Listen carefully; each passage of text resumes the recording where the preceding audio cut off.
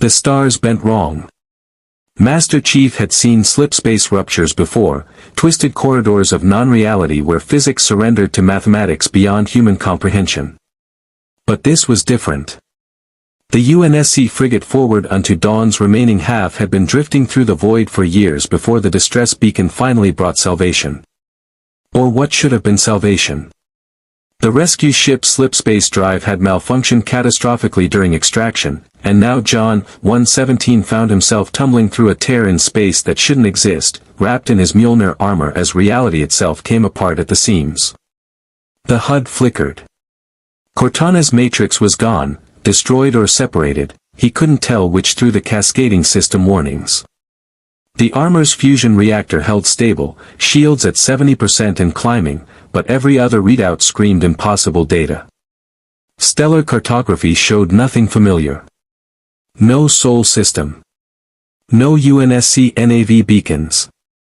Just an endless sprawl of stars in configurations that matched no known human records. Then the planet's gravity well caught him. Atmospheric entry without a ship was something only a Spartan could survive. The energy shields flared white-hot as friction tore at the armor, temperature warnings climbing past critical thresholds. Chief tucked into a ballistic posture, letting the MJOLNIR's inertial compensators absorb what they could. The world below rushed up, arid plains, scattered settlements, and something massive on the horizon that looked like an industrial complex. He fired his thrusters at the last possible second, bleeding off velocity in a maneuver that would have killed an unaugmented human from the G-forces alone. The impact crater was 15 feet deep. Chief rose from the smoking earth, shields recharging, motion tracker coming online. His MA-5D assault rifle had survived the descent, mag-locked to his back. 7 spare magazines. 4 frag grenades. 2 plasma grenades scavenged from the last Covenant engagement. Not much for a one-man invasion, but Spartans had done more with less. The sky above was wrong. 2 suns, twin stars casting harsh light across ochre grasslands that stretched to distant mountains. The air tasted of dust and something industrial, acrid and processed. In the distance, massive structures rose like metal behemoths, spewing smoke into the atmosphere. And everywhere, the sound of machinery, repulsor lift engines, he would later learn, but now just another mystery in a galaxy full of them. Chief to any UNSC frequency, he broadcast on all channels. Static.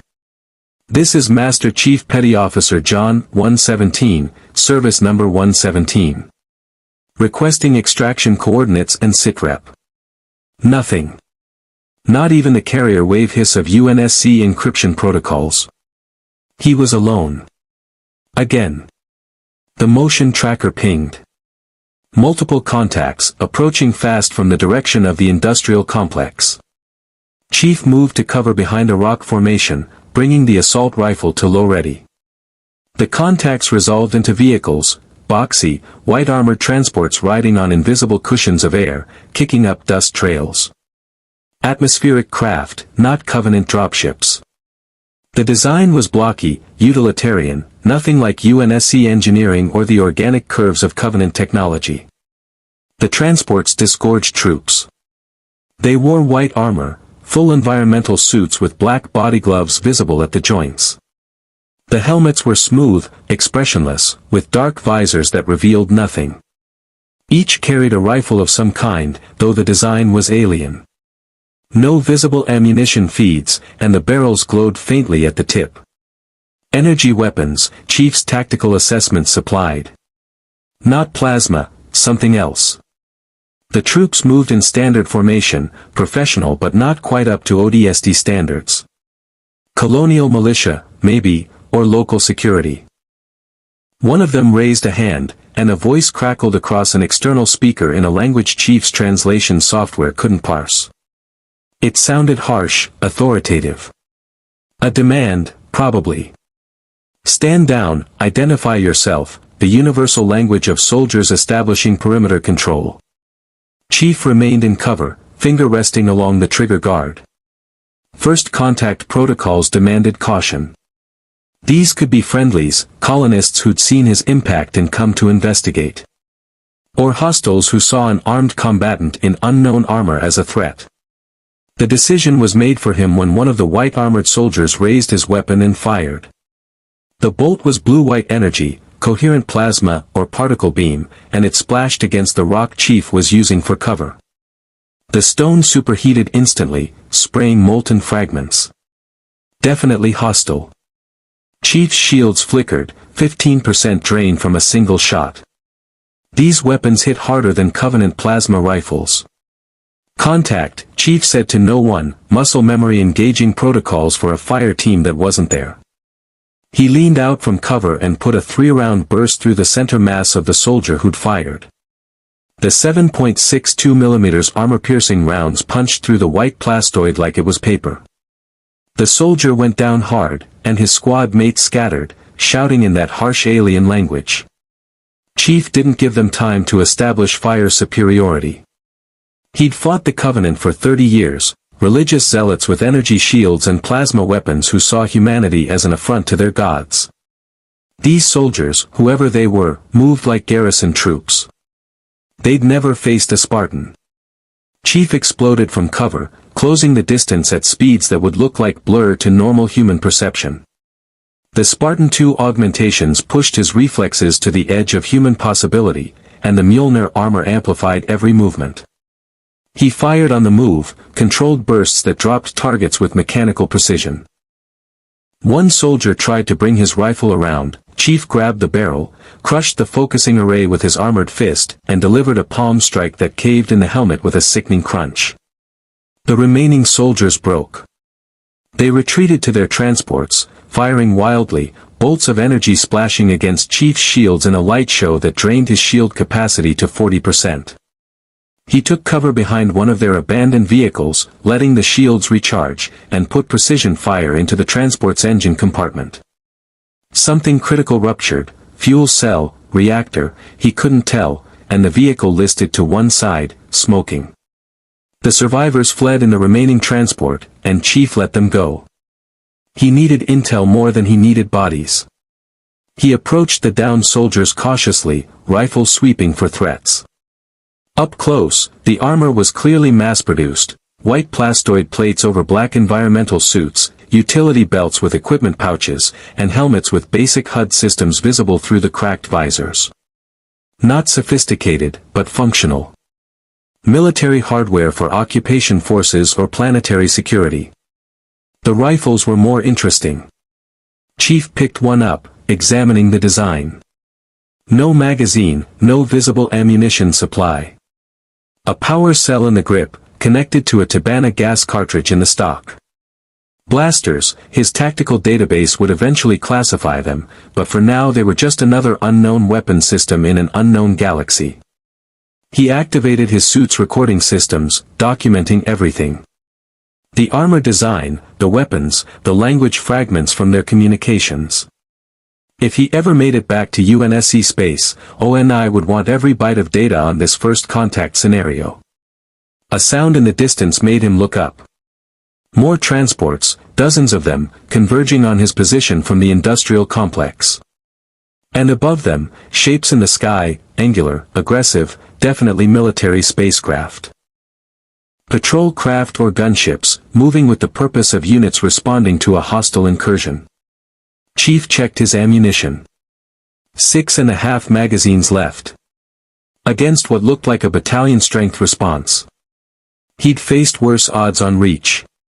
The Spartan melted into the rocky terrain, motion tracker painting the incoming hostiles in red. Somewhere in this strange galaxy, there had to be answers. Why he was here. How to get home. But first, he had to survive contact with whatever military force controlled this world. And Master Chief Petty Officer John 117 was very, very good at surviving. If you want to see more characters enter the Star Wars galaxy, hit that subscribe button and drop the name of a character you'd want to see in the comments below. May the Force be with you. The twin suns beat down on the alien landscape as the most dangerous human ever created prepared to teach this galaxy what a Spartan really was. The Imperial garrison on Lothal had dealt with insurgents before. Scattered cells of malcontents who planted crude explosives or transmitted seditious propaganda. Poorly armed civilians who thought passion could overcome training. The Empire had protocols for such nuisances: overwhelming force, public executions, and the cold efficiency of occupation doctrine. They had no protocols for Master Chief. Chief moved through the grasslands like a ghost in powered armor, using terrain masking and the planet's irregular rock formations to break line of sight with the approaching Imperial forces. His motion tracker painted a grim picture: 47 contacts closing from multiple vectors, supported by aerial units that scanned the ground with searchlights visible even in the harsh daylight. A coordinated military response, professional and thorough. These weren't militia. This was a standing army. The aerial craft were the immediate problem.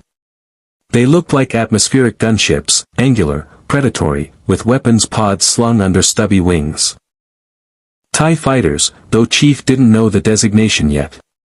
He only knew they had altitude advantage and sensor capability that made concealment difficult. The MJOLNIR's active camouflage would have been useful, but the Mark VI didn't have that upgrade. He'd have to rely on old-fashioned fieldcraft.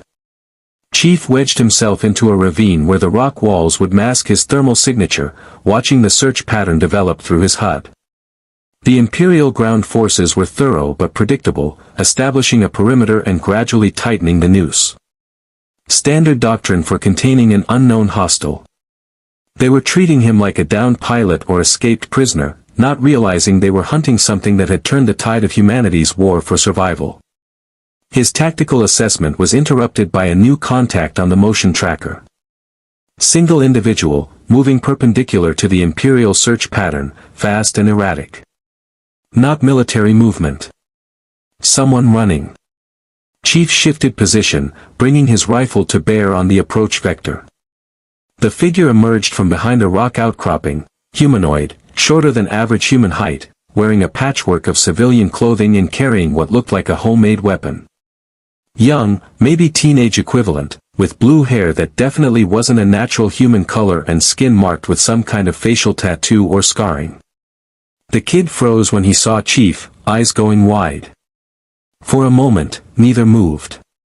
Then the kid did something completely unexpected. He grinned. "Okay, that is the most AUSIC armor I've ever seen," the kid said in accented basic that Chief's translation software finally managed to parse.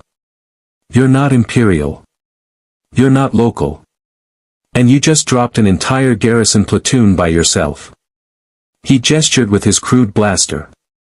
"I'm Ezra. And if you want to live through the next 10 minutes, you need to come with me. Now." Chief's instincts screamed trap, but his tactical analysis said otherwise. The Imperial forces were 60 seconds from his position, the aerial units were vectoring in, and this kid wasn't moving like someone setting up an ambush. He was moving like someone who knew this terrain and knew how to disappear. "Move," Chief said, his voice processed through the armor's speakers into something that sounded more machine than man. Ezra didn't need to be told twice. He scrambled up a rock face with surprising agility, and Chief followed, his armor's enhanced strength making the climb trivial. They crested the ridge just as the first Imperial patrol swept through the ravine below, white-armored soldiers moving in tight formation, rifles sweeping for targets. "This way," Ezra hissed, dropping into a narrow crevasse that looked like solid rock until you were right on top of it. "Old mining tunnels. Empire sealed most of them, but I know the ones they missed." The tunnel was tight, almost too narrow for the MJOLNIR's bulk, but Chief managed to squeeze through. The temperature dropped immediately, the oppressive heat of Lothal's surface replaced by cool underground air that smelled of minerals and old machinery. Ezra moved through the darkness with confidence, producing a small light source that cast harsh shadows on carved stone walls. "So," Ezra said as they descended deeper, the sounds of the Imperial search growing distant, "you want to tell me what a walking tank is doing dropping out of the sky and picking a fight with the Empire? Because that's either really brave or really stupid, and I haven't figured out which yet." "Where are we?" Chief asked, ignoring the question. "Lothal. Outer Rim world, middle of nowhere, currently enjoying the benefits of imperial occupation. Ezra's voice dripped sarcasm. Mining, manufacturing, and misery. Empire took over 5 years ago, turned the whole planet into a factory. You're not from around here, are you? Like, really not from around here. How far to the nearest spaceport? Capital city, about 40 clicks east.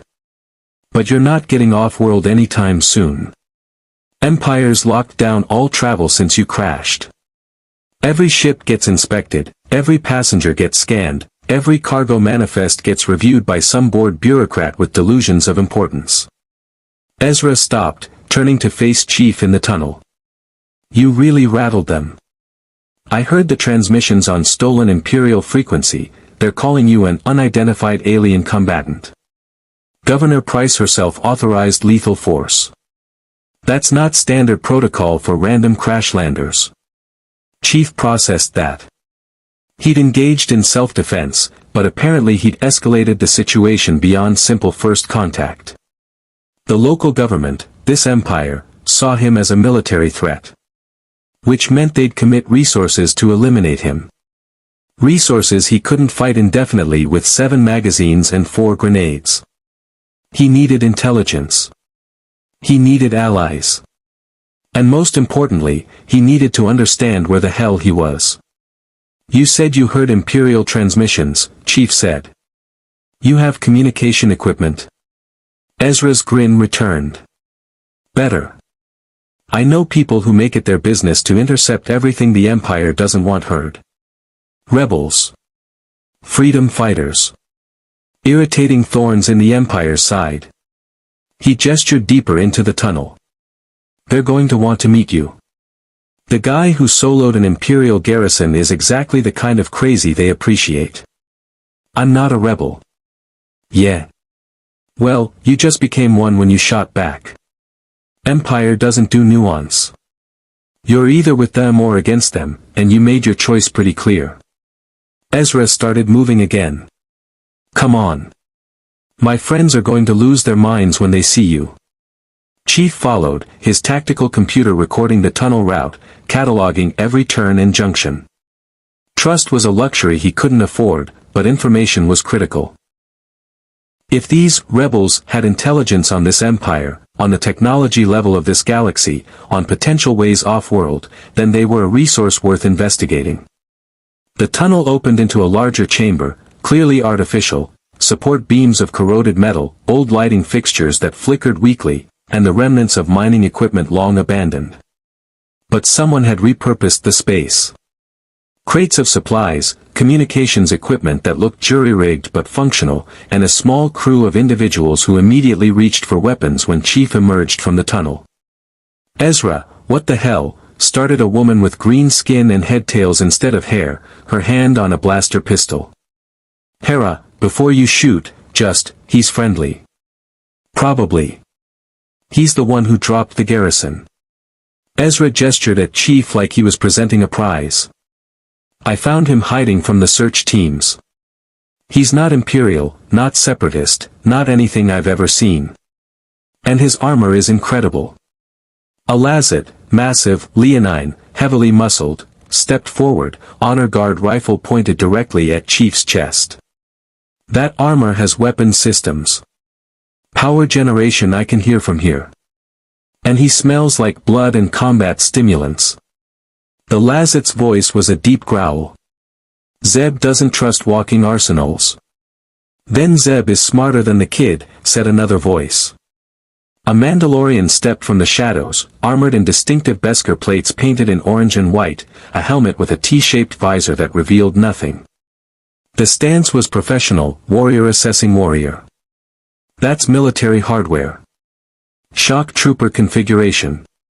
But not Imperial. Not Separatist. Not Clone Wars era. The Mandalorian tilted her head. Where did you get that armor, stranger? Chief's shields had recharged to full. His rifle was in low-ready position, not quite aimed but not quite safe. 5 hostiles, the green-skinned woman, the Lazet, the Mandalorian, Ezra, and a droid of some kind half hidden behind a crate. Tight quarters. Limited room to maneuver. If this went kinetic, he could drop 3 before they returned effective fire, but the Mandalorian would be a problem. That armor looked serious. I built it, Chief said simply.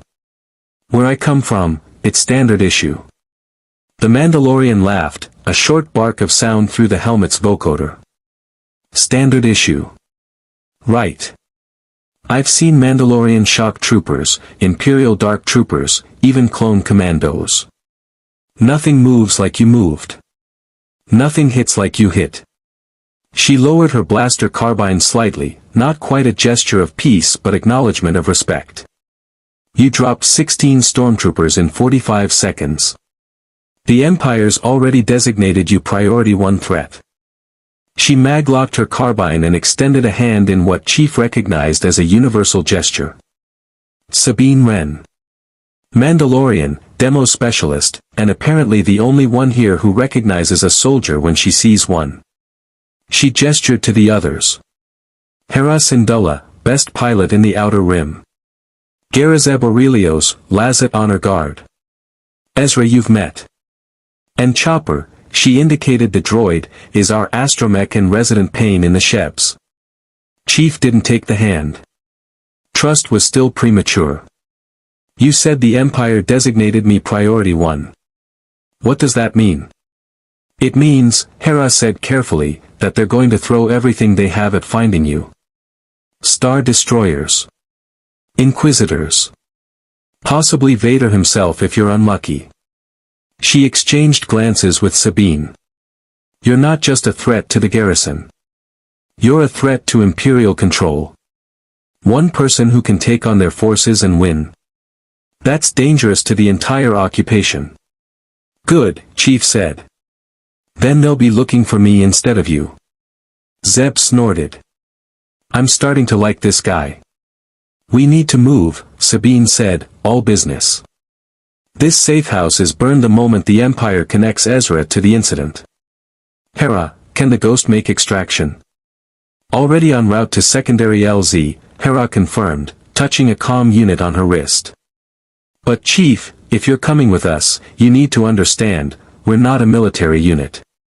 We're a cell of the Rebel Alliance. We fight the Empire because someone has to. If you want information, if you want a way off-world, we can help. But the price is you help us first. Chief had heard similar offers before.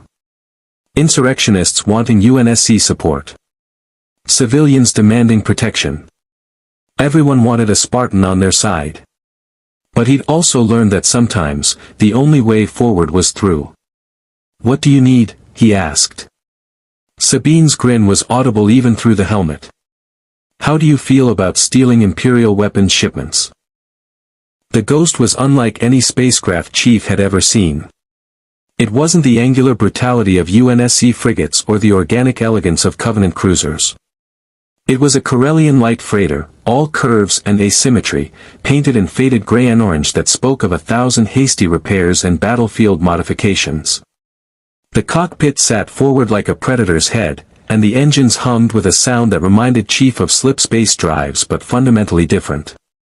Hyperdrive, Hera called it.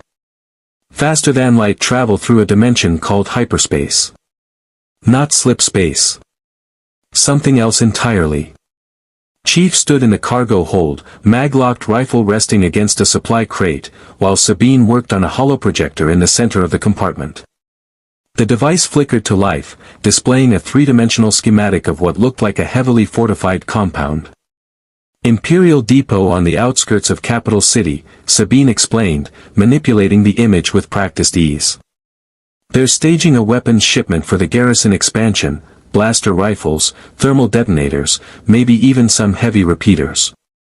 Intel says the convoy moves at 0400 local time, minimal escort because the Empire thinks nobody's crazy enough to hit them this close to the city. They're right, Zeb rumbled from where he leaned against the bulkhead. It is crazy. Even with walking tank over here. Chief, Ezra corrected, perched on a crate with the casual confidence of youth. His name is Chief. And did you see what he did to those stormtroopers? 16 of them, Zeb. 16. In less than a minute. Stormtroopers are garrison troops, Chief said, studying the schematic.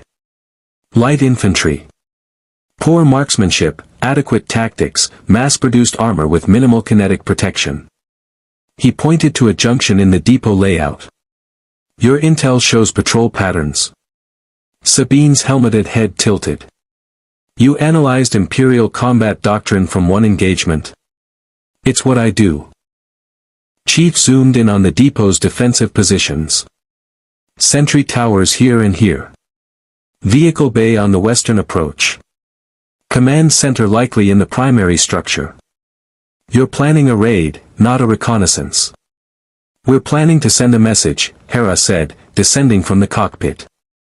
Every weapons shipment we steal is one less battalion the Empire can arm.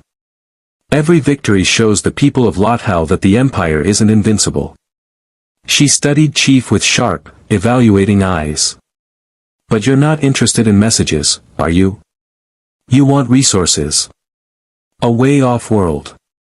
I want to understand where I am, Chief corrected. This Empire. The technology. The scope of your civilization.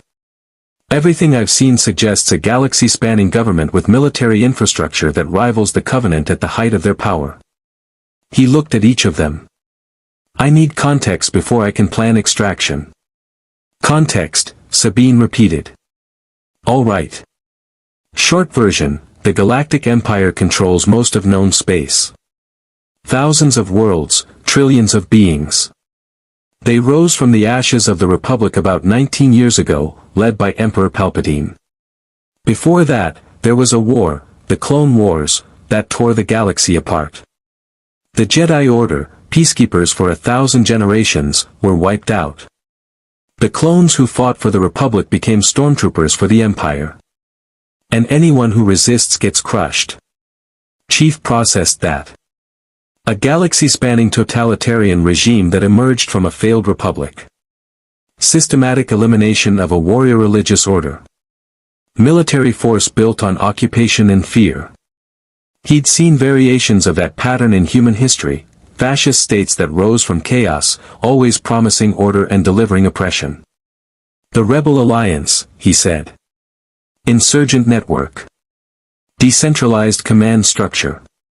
Hit-and-run tactics against superior force. You're fighting a guerrilla war. We're fighting the only war we can, Hera said quietly. We don't have star destroyers or armies.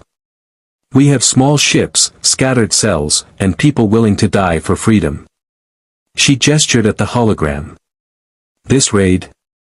It's not just about weapons. It's about proving resistance is possible. Chief understood that logic.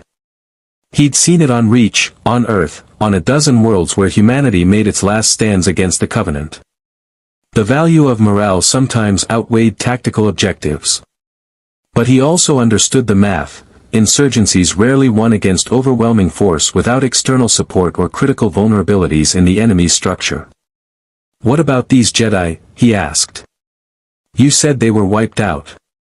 Religious order with military capacity. The atmosphere in the hold changed.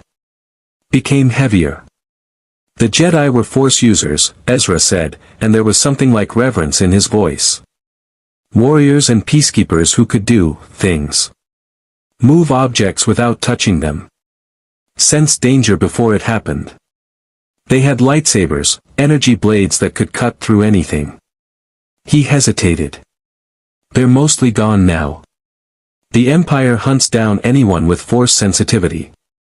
But there are still a few. In hiding. Force users, Chief repeated. The term meant nothing to him, but the description suggested psionic capability or advanced telekinesis. Theoretical human research had explored such abilities, but nothing operational had ever emerged. And the Empire hunts them because they're threats to control. Because they're threats to the Emperor, Sabine corrected. Palpatine is a Force user himself. Dark side. Sith. The Jedi's ancient enemies. He orchestrated the entire Clone Wars to destroy the Jedi and seize power. Her voice carried bitterness. And his enforcer, Darth Vader, personally led the purge. Vader is something else. A monster in black armor who can choke you from across a room. Even Mandalorians don't fight Vader if they can avoid it. Chief filed that away. Priority threat, Vader. Capabilities unknown but described as superhuman. Force user with combat armor. Would require further intelligence before engagement. This raid, Chief said, returning to immediate tactical concerns. You're expecting resistance. Always, Hera confirmed.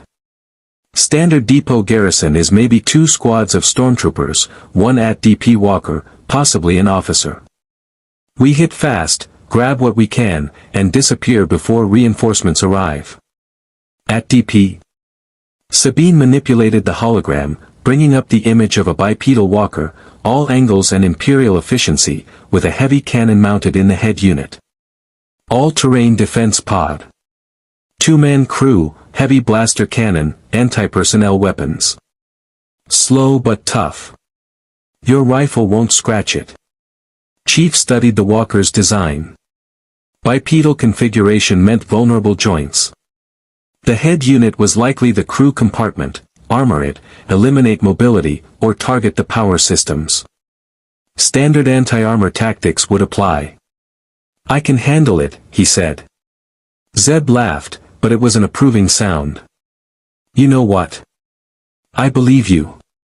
The problem isn't the walker, Hera said. It's what comes after. Hit an Imperial depot, and they respond in force. We'll have TIE fighters on us within minutes, and if we're unlucky, a Star Destroyer in orbit redirects attention. We need speed and precision. Then give me the walker, Chief said. You focus on the weapons. I'll handle the heavy assets and rear guard. Sabine exchanged a look with Hera. You're volunteering for the most dangerous job without backup. I work better alone. He's a Spartan, all right, Sabine muttered. Same death wish as every Mando commando I've ever met. She pulled up a detailed schematic of the walker. Okay, walking tank. Here's what you're up against. The AT-DP has heavy frontal armor, but the joints are exposed. Neck articulation, knee actuators, and the power generator in the rear compartment. Hit any of those, and you can drop it. But you'll need more than that rifle. Chief assessed his remaining ammunition. 6 magazines of 7.62 millimeters. Against what was essentially a light tank, the rounds would be effective against joints and viewports but insufficient for critical damage. He'd need improvised explosives or heavier ordnance. Thermal detonators, he said, pointing to a crate in the hold. What's the yield? Enough to turn a speeder bike into shrapnel, Zeb said. Why? Because I'm going to climb that walker and drop one into the crew compartment. The silence that followed was the kind that preceded either respect or institutional commitment to psychiatric care. That's insane, Ezra said, grinning. I love it. It's tactically sound, Chief corrected. The walker's primary threat is the main cannon. Eliminate the crew, and you eliminate the threat. Everything else is secondary. Hera shook her head slowly, but she was smiling. You really are military, aren't you? That plan is exactly the kind of suicidal but effective strategy that keeps getting us into trouble. She looked at Sabine. Can we support him? Chopper can slice the depot's sensor grid, give us maybe 60 seconds before they realize they're under attack, Sabine said. I can lay charges on the vehicle bay, trap their reinforcements. Zeb and Ezra can hit the armory while Chief draws the heavy response. Hera, you keep the Ghost on standby for extraction. She looked at Chief. But if that walker doesn't go down, we're all in trouble. It'll go down, Chief said with the flat certainty of someone who dropped scarabs and wraiths and every other piece of Covenant armor humanity's enemies had fielded. All right, Hera said, making the call. We move at 0330. Full stealth approach, calm silence until Chopper kills their sensors. Chief, you're our hammer. Make it count. Chief nodded once. It was a simple operation: raid, extraction, evasion. He'd run 100 similar missions against the Covenant. The technology was different, the enemy was human, but the fundamentals of warfare never changed. Sabine approached as the others moved to prep gear, her helmet tilted in that evaluating way. One question, Chief. You said you're not from this galaxy. That you don't know how you got here. She paused. Are you looking for a way home, or are you looking for a reason to stay? It was a good question. The kind that cut through tactical assessment and hit something deeper. Home, Chief said. Always. Fair enough. Sabine tapped her helmet in what might have been a salute. Just so you know, if you survive this raid, the Empire's going to put a bounty on your head that'll make every hunter in the sector come running. You're about to become the most wanted being on Lothal. Maybe the whole Outer Rim.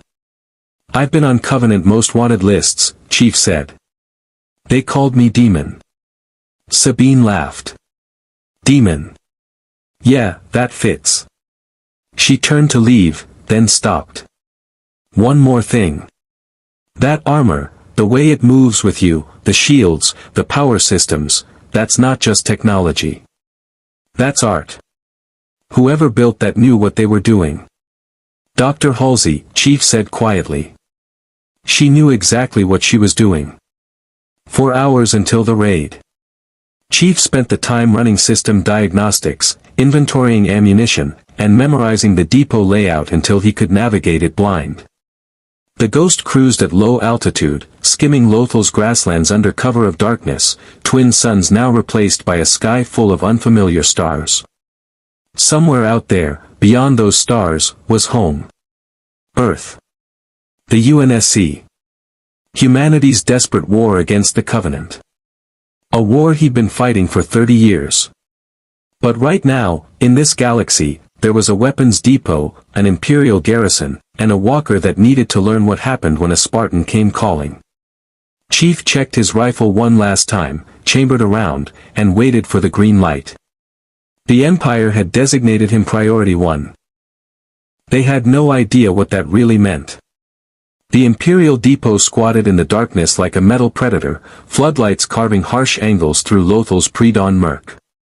Chief approached from the east, moving through scrub brush with the patience of someone who'd spent years hunting Covenant elites through hostile territory.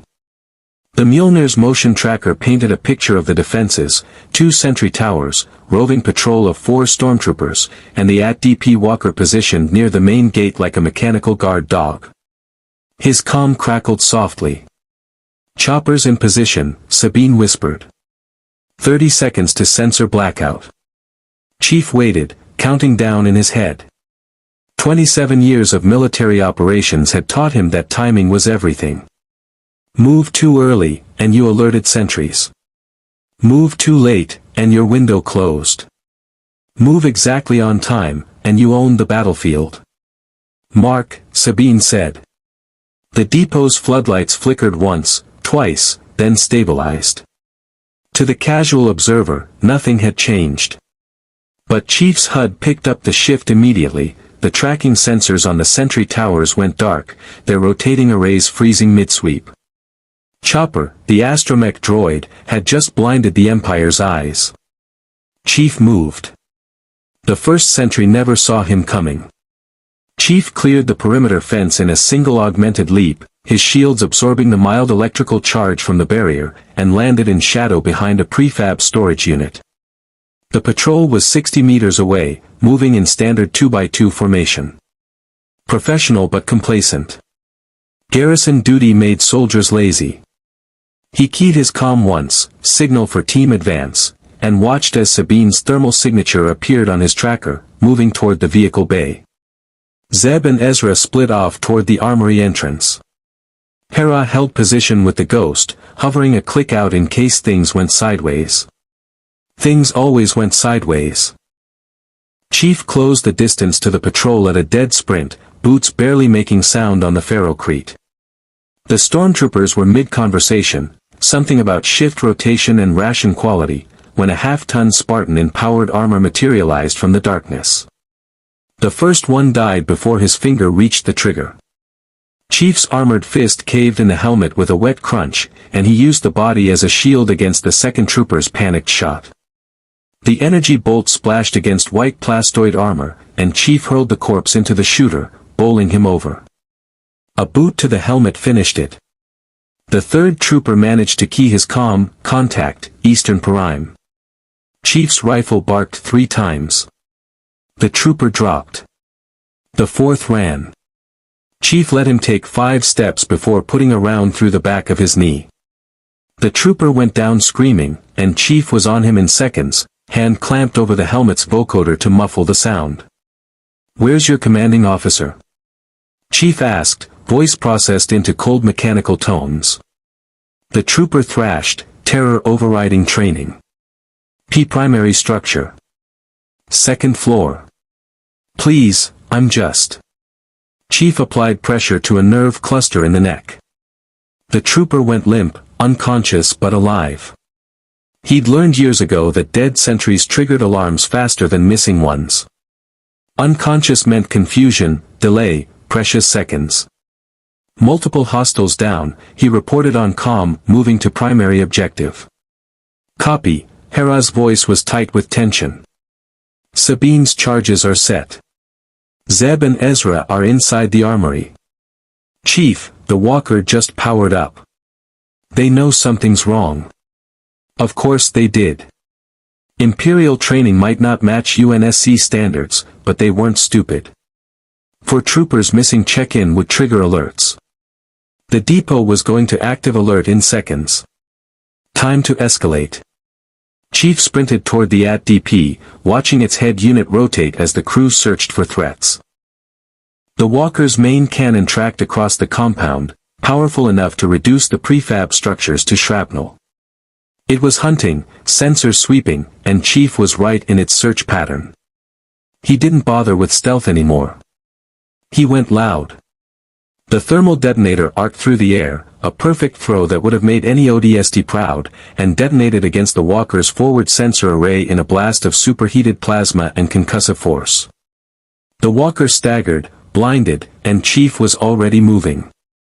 He hit the machine at full sprint, armored boots finding purchase on the angular hull, and climbed with the kind of speed that would have been impossible for an unaugmented human. The crew panicked. The walker lurched, trying to shake him loose, but Chief's grip was enhanced by the MJOLNIR's powered gauntlets. He tore handholds into the armor plating, climbing toward the crew compartment hatch with single-minded focus. Warning klaxons screamed across the depot. Floodlights blazed to full intensity. Stormtroopers poured from barracks, and Chief could see them on his motion tracker, 20-plus contacts, forming up with parade ground precision. They were reacting exactly as doctrine demanded. Which meant they were predictable. Chief reached the crew hatch and slammed his fist into the emergency release. The mechanism shattered under Spartan strength, and he wrenched the hatch open to reveal 2 very surprised Imperial crewmen staring up at him through the walker's cramped interior. "Abandon vehicle," Chief ordered. They scrambled for sidearms. Chief dropped a thermal detonator into the compartment, slammed the hatch shut, and jumped. He hit the ground in a 3-point landing that cracked ferrocrete, shields absorbing the impact, and was already sprinting away when the detonator cooked off. The explosion was contained by the walker's armor, channeling force through the crew compartment and critical systems. The machine shuddered, sparked, and collapsed forward like a dying animal, mechanical legs buckling as hydraulics failed. "Walker down," Chief reported, bringing his rifle up as stormtroopers opened fire from multiple positions. Energy bolts filled the air, blue-white streaks that ionized atmosphere and left ozone stink in their wake. Chief's shields flared under sustained fire, percentage dropping to 60, then 40. Too much incoming. He needed cover. The disabled walker provided it. Chief slid behind the fallen machine's bulk, letting the armored hull absorb the incoming fire while his shields recharged.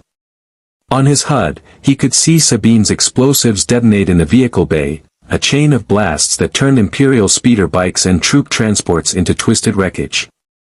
The concussion rattled the depot, and the stormtrooper fire slackened as confusion rippled through their ranks. Armory secured, Zeb's voice crackled over comm, we've got enough hardware to arm a sector. Moving to extraction. Negative, Chief said, tracking enemy movements on his motion tracker. You've got hostiles converging on your position. Southeast corridor, 2 squads. We see them, Ezra said, and Chief heard blaster fire in the background. Could use a hand here. Chief assessed. Zeb and Ezra were pinned down 300 meters from his position, with Imperial reinforcements moving to cut off their retreat. Sabine was rigging demo charges on the main structure. Hera was inbound with the Ghost but still 90 seconds out. The tactical situation was deteriorating. Standard operating procedure would be to fall back, regroup, abort the mission. Preserve assets and try again later. Chief had never been very good at following standard procedure. He moved from cover, sprinting across open ground while incoming fire tracked his path. His shields took hits, 30%, 20, flickering red warnings on his HUD, but he didn't slow. He cleared the distance in seconds and hit the stormtrooper formation from the flank like a tactical nuke. The first trooper went down with a shattered chest plate, victim of a rifle, but that hit with enough force to pulp organs. The second died to a 3-round burst at point-blank range. The third tried to bring his rifle around, and Chief grabbed the weapon, crushed the focusing array, and delivered an elbow strike that sent the trooper flying into his squadmates. It wasn't elegant. It wasn't surgical. It was brutal, efficient close-quarters combat honed over 30 years of fighting aliens that wanted humanity extinct. The stormtroopers broke. Some military forces had discipline that held under any circumstances. The Covenant's elites would fight to the last warrior, driven by religious zealotry and species pride. The Flood couldn't break because they had no concept of fear. But garrison troops, humans bred on comfort and occupation duty, they had a breaking point. Chief was that breaking point. Paths clear, he called over comm, and Zeb and Ezra burst from the armory entrance, arms loaded with weapon crates and looking like kids who just robbed a candy store. You're absolutely terrifying, Ezra said, breathless. Has anyone ever told you that? Frequently, Chief replied, reloading his rifle. 4 magazines left. The math was getting uncomfortable. The Ghost screamed overhead, repulsor lifts howling as Hera brought the freighter in hot. The ship's boarding ramp dropped and Sabine appeared at the armory door, sprinting with a demo detonator in hand. Everybody out, she yelled. This whole place is about to become a crater. They ran. Zeb and Ezra hit the ramp first, Sabine right behind them. Chief covered their retreat, putting suppressing fire into the remaining stormtrooper positions. His shields were at 15%, armor had taken direct hits that scored the plating, and his ammunition counter was screaming warnings he didn't have time to address. Chief, move. Hera's voice was urgent over the ship's external speakers. He turned and ran, boots pounding ferrocrete, and the Ghost was already rising, ramp still extended. Chief hit the edge of the ramp at full sprint and magnetic boots locked him to the deck plating as the ship accelerated skyward. Behind them, Sabine's charges detonated. The depot disappeared in a rolling fireball that climbed 300 meters into the pre-dawn sky, secondary explosions chaining through fuel stores and ammunition caches. The blast wave caught the Ghost, but Hera rode it out with pilot skill that would have impressed any UNSC flight officer, rolling with the turbulence and converting it into additional speed. TIE fighters inbound. Hera called from the cockpit. 2 contacts, vectoring from Capital City. Chief pulled himself fully into the cargo hold as the ramp sealed. Through the viewport, he could see them, angular, predatory craft that screamed through Lothal's atmosphere on twin-ion engines that gave them their name. They were fast, agile, and already opening fire with laser cannons that stitched green death across the sky. I've got them, Hera said, and threw the Ghost into a maneuver that defied physics and common sense. The freighter twisted through three-dimensional space like a living thing, dodging cannon fire with margins measured in meters. Chief Mag locked to a bulkhead, watching through the viewport as the TIE fighters pursued with mechanical precision. They were good. Professional pilots executing textbook intercept patterns. But Hera was better. She led them through a narrow canyon, using terrain to break targeting locks, then pulled straight vertical in a climb that should have stalled the engines. The TIE fighters followed, and that was their mistake. At the apex of the climb, Hera cut thrust and let the Ghost fall backward, nose dropping to point at the pursuing craft. "Chopper, rear guns," she ordered. The astromech droid, positioned at the dorsal turret, opened fire with the Ghost's defensive cannons. Not the most powerful weapons, but accurate enough. One TIE fighter took hits across the solar panel array and broke off trailing smoke. The second pilot was better. He rolled hard, evading fire, and came around for another attack run. "He's persistent," Hera muttered, feeding power to the engines. "Then give me a shot," Sabine said, moving to the ventral gun position. The Ghost and the TIE fighter danced through Lothal's sky in a duel of pilot skill and tactical awareness. Hera juked and rolled, Sabine fired when angles aligned, and the TIE pilot matched them move for move. It was elegant, deadly, and ultimately futile. Chief watched the tactical display on his HUD, tracking vectors and speeds, calculating intercept angles with the cold precision of a Spartan's combat computer. The TIE fighter was predictable. Standard Imperial training meant standard attack patterns. Predictable meant exploitable. "Next time he comes around," Chief said into comm, "drop to 50 meters and level out for 3 seconds. "That'll give him a clean shot," Hera objected. "Trust me." There was a pause, then, "You're the most insane person I've ever met. And I've met a lot of insane people." But the Ghost dropped, screaming toward the ground at velocities that made the hull groan. The TIE fighter followed, sensing the kill. Hera pulled level at exactly 50 meters, holding steady for 3 seconds while the TIE fighter's targeting computer achieved lock. Chief watched the enemy craft through the viewport, calculating lead time, windage, and the fundamental aerodynamics of atmospheric flight. Then he opened the cargo bay side hatch. The wind screamed into the hold, a hurricane of atmospheric pressure and engine wash. Ezra shouted something lost in the roar. Chief braced against a support strut, brought his MA-5D to his shoulder, and aimed through the maelstrom at a target moving at hundreds of kilometers per hour. The TIE fighter's cockpit window was small, reinforced transparisteel, designed to withstand micrometeor impacts and laser fire. Not designed to withstand armor-piercing rounds traveling at supersonic velocities. Chief fired. 10 rounds. 3-second burst. Controlled breathing that treated atmospheric turbulence and target motion as just another variables in an equation he'd been solving since he was 14 years old. The TIE fighter's cockpit shattered. The craft yawed hard right, pilot dead or incapacitated, and corkscrewed into Lothal's grasslands in an explosion of twisted metal and burning fuel. Chief closed the hatch. The silence in the cargo hold was absolute. "Did he just," Ezra started. "Shot down a TIE fighter with a rifle," Zeb finished.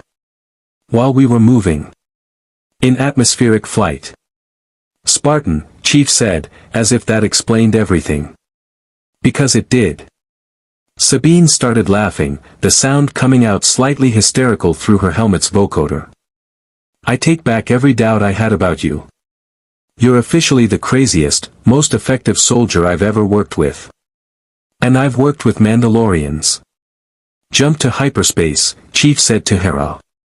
"Get us out of Imperial sensor range." "Already on it," Hera replied, and the stars through the viewport stretched into lines of light as the Ghost made the jump to faster-than-light travel. They were clear. Mission accomplished. Weapons secured, depot destroyed, 0 friendly casualties. And somewhere in Capital City, Imperial officers were staring at damage reports and casualties assessments, trying to understand what kind of force had hit them. They were calling him Priority 1. Soon, they'd call him something else. The demon of Lothal had just announced his presence. Hyperspace was wrong. Chief stood in the Ghost's common area, watching the swirling blue-white tunnel through the viewport, and his tactical mind kept insisting this couldn't be real. Faster-than-light travel existed in UNSC space, slipspace drives that punched holes through normal spacetime, creating corridors of compressed dimension that allowed ships to traverse interstellar distances. But slipspace was chaotic, unpredictable, a roiling nightmare of mathematical impossibilities that required AI navigation to avoid catastrophic miscalculation. This hyperspace was almost serene. Stable. Like the galaxy had built highways through the stars and all you needed was the right coordinates. "You're staring," Sabine said, pulling off her helmet to reveal a young woman with short hair dyed in patterns that matched her armor, orange, purple, blast yellow. Mandalorian wore paint rendered in cosmetics. "First time in hyperspace." "Different technology," Chief replied. "Where I'm from, FTL travel is less stable. Hyperspace routes have been mapped for thousands of years," Sabine explained, settling into a seat and beginning field maintenance on her blaster carbine. "The galaxy's connected by lanes that avoid gravity wells, stellar masses, anything that could rip a ship apart. It's still dangerous if you jump blind, but with a nav computer and updated charts, it's just transportation." She glanced up. "How does your FTL work?" Chief considered operational security, then dismissed it. He was stranded in another galaxy. UNSC protocols meant nothing here. Slipspace drives create ruptures in spacetime. Ships travel through an alternate dimension where normal physics don't apply. It's faster than light, but unpredictable. AI assistance is mandatory for navigation. AI, Ezra said from where he was helping Zeb inventory the stolen weapons. Like a droid? No. Artificial intelligence. Human-created consciousness based on neural mapping or matrix assembly. Cortana was, Chief paused. The loss of his AI companion was still raw, even if she'd been fragmenting from rampancy before the transit. She was more than programming. "You cared about her," Hera said quietly, descending from the cockpit. "The AI. She was my partner for 8 years. Chief's voice was flat, emotionless, but something in his stance communicated volumes. "We completed over 200 missions together. She saved my life. Multiple times." The crew exchanged glances. In their galaxy, droids were tools, sometimes beloved, often irritating, but ultimately expendable. The concept of genuine partnership with artificial intelligence was foreign to most organics. "This UNSC," Hera said, changing subjects with pilot's instinct for turbulence. "United Nations Space Command. That's your military?" "Unified Earth Government's naval branch," Chief confirmed. "Created after the Interplanetary War, consolidated during the insurrection, and became humanity's primary defense force during the Covenant War." "Covenant," Sabine repeated, catching the term. "You've mentioned them before. Who are they?" Chief was silent for a moment, deciding how much to reveal. Then he began talking, and once started, found it difficult to stop. Years of military debriefings had trained him to deliver concise tactical reports, but these people weren't UNSC command. They were soldiers fighting their own war against overwhelming odds. They'd earned context. The Covenant was a religious alliance of multiple alien species united under the belief that an ancient race called the Forerunners were gods. They discovered humanity and declared us heretics, an affront to their religion. For 27 years, they systematically glassed human colonies, orbital bombardment that superheated planetary surfaces until nothing survived. Billions dead. Hundreds of worlds reduced to molten slag. Chief's voice remained level, professional, but the weight of those numbers hung in the air like funeral shrouds. "The UNSC threw everything we had at them. The Navy, the Marines, the orbital drop shock troopers. We won tactical victories, but we were losing the war." "And you?" Zeb asked, his earlier skepticism replaced by something like respect. "Where do you fit in?" I'm a Spartan too. Part of a program that began when I was 6 years old. 75 children conscripted, augmented, trained to be the most effective special operations soldiers humanity could create. We were supposed to fight human insurrectionists. Then the Covenant arrived, and we became humanity's best chance at survival. Chief looked at his armored hands. 33 of us survived the augmentation process. Most died fighting the Covenant.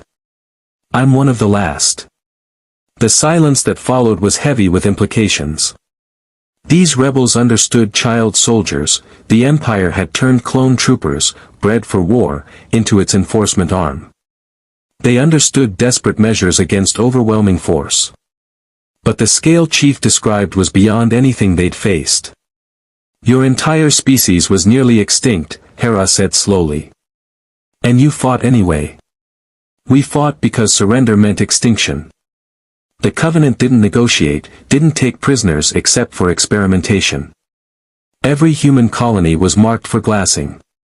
Every man, woman, and child was considered a heretic deserving death. Chief met her eyes through his visor. So yes. We fought. Because the alternative was watching humanity burn. Ezra stared at Chief with new understanding. You're not just a soldier. You're a survivor of genocide. I'm a weapon, Chief corrected. Designed, built, and deployed to keep humanity alive. That's all I've ever been. Sabine shook her head. No. You're more than that. Weapons don't care about their partners. Weapons don't feel loss. You're a person who was turned into a weapon, but you're still a person underneath all that armor. Chief didn't respond. That particular philosophical debate had raged through ONI psychological evaluations for years. He'd long since stopped caring about the answer. This Covenant war, Hera asked. Did you win? I don't know. The admission cost Chief something. I was in cryosleep aboard the Forward Unto Dawn, drifting after the final battle at Installation 08.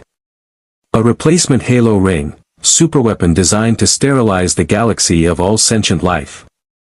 We fired it before it reached full charge, destroyed the flood, but the ship was caught in the portal collapse. I've been drifting for I don't know how long. Then something pulled me here. Halo, Sabine said. You said that before. Superweapon that kills all life. The Forerunners built them as a last resort against the flood, a parasitic species that consumed all sentient biomass and turned victims into combat forms. 7 rings, scattered across the galaxy, capable of sterilizing all life within a radius of 25,000 light-years. Chief's tactical computer had memorized every specification, every horror. The Covenant worshipped them without understanding what they were. They nearly activated one. Would have killed everything in the galaxy. Zeb's ears flattened against his skull. Your galaxy has weapons that kill everything? What kind of insane? Desperate, Chief interrupted. The Forerunners were desperate. The flood couldn't be stopped, couldn't be negotiated with, couldn't be contained. So they built weapons that would deny the flood its food supply. They fired the array and committed species suicide to save the galaxy. He paused. I've stood on those rings. Seen what desperation looks like on a galactic scale. The Ghost's crew absorbed that in silence. Their war against the Empire was brutal, but it was still fundamentally comprehensible, tyrants versus freedom fighters, oppression versus resistance. Chief's war existed on a scale where entire species made extinction-level choices and entire civilizations burned. You came from a nightmare, Hera said finally. And somehow ended up in ours. Your war isn't the same, Chief observed. The Empire is human, or mostly human. They're not trying to exterminate populations for religious reasons. They're enforcing control through fear and military occupation. That's different. Different how? Ezra challenged. They destroyed Lazen. Zeb's entire species, nearly wiped out in a single orbital bombardment. They hunt force sensitives like animals. They enslave entire planets and call it order. How is that different from your covenant? Chief considered that. The empire can be negotiated with. Defeated through political or military means. They're not driven by religious mandate or biological imperative. That makes them more predictable. More vulnerable. You think we can win, Sabine said. It wasn't a question. I think insurgencies win when the occupying force loses the will to maintain control or when external factors shift the balance of power. You need either a massive shift in imperial resources, a critical failure in their command structure, or support from a power large enough to challenge them. Chief pulled up his TAC pad, displaying data he'd absorbed about the galactic situation. Your rebel alliance is scattered. Multiple cells, minimal coordination, no unified fleet. You're conducting harassment operations, not strategic campaigns. That's a problem. We know it's a problem, Hera said, frustration evident. But we're building something. Slowly. More cells joining every day. More senators quietly supporting the cause. It's not enough yet, but it will be. How long? Chief asked. I don't know. Years, maybe. The Empire's powerful, but power breeds overconfidence.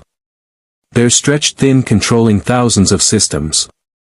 Eventually, they'll make a mistake large enough for us to exploit. Chief had heard similar assessments from UNSC Strategic Command about the Covenant War. Eventually the enemy will overextend. Eventually we'll find a weakness.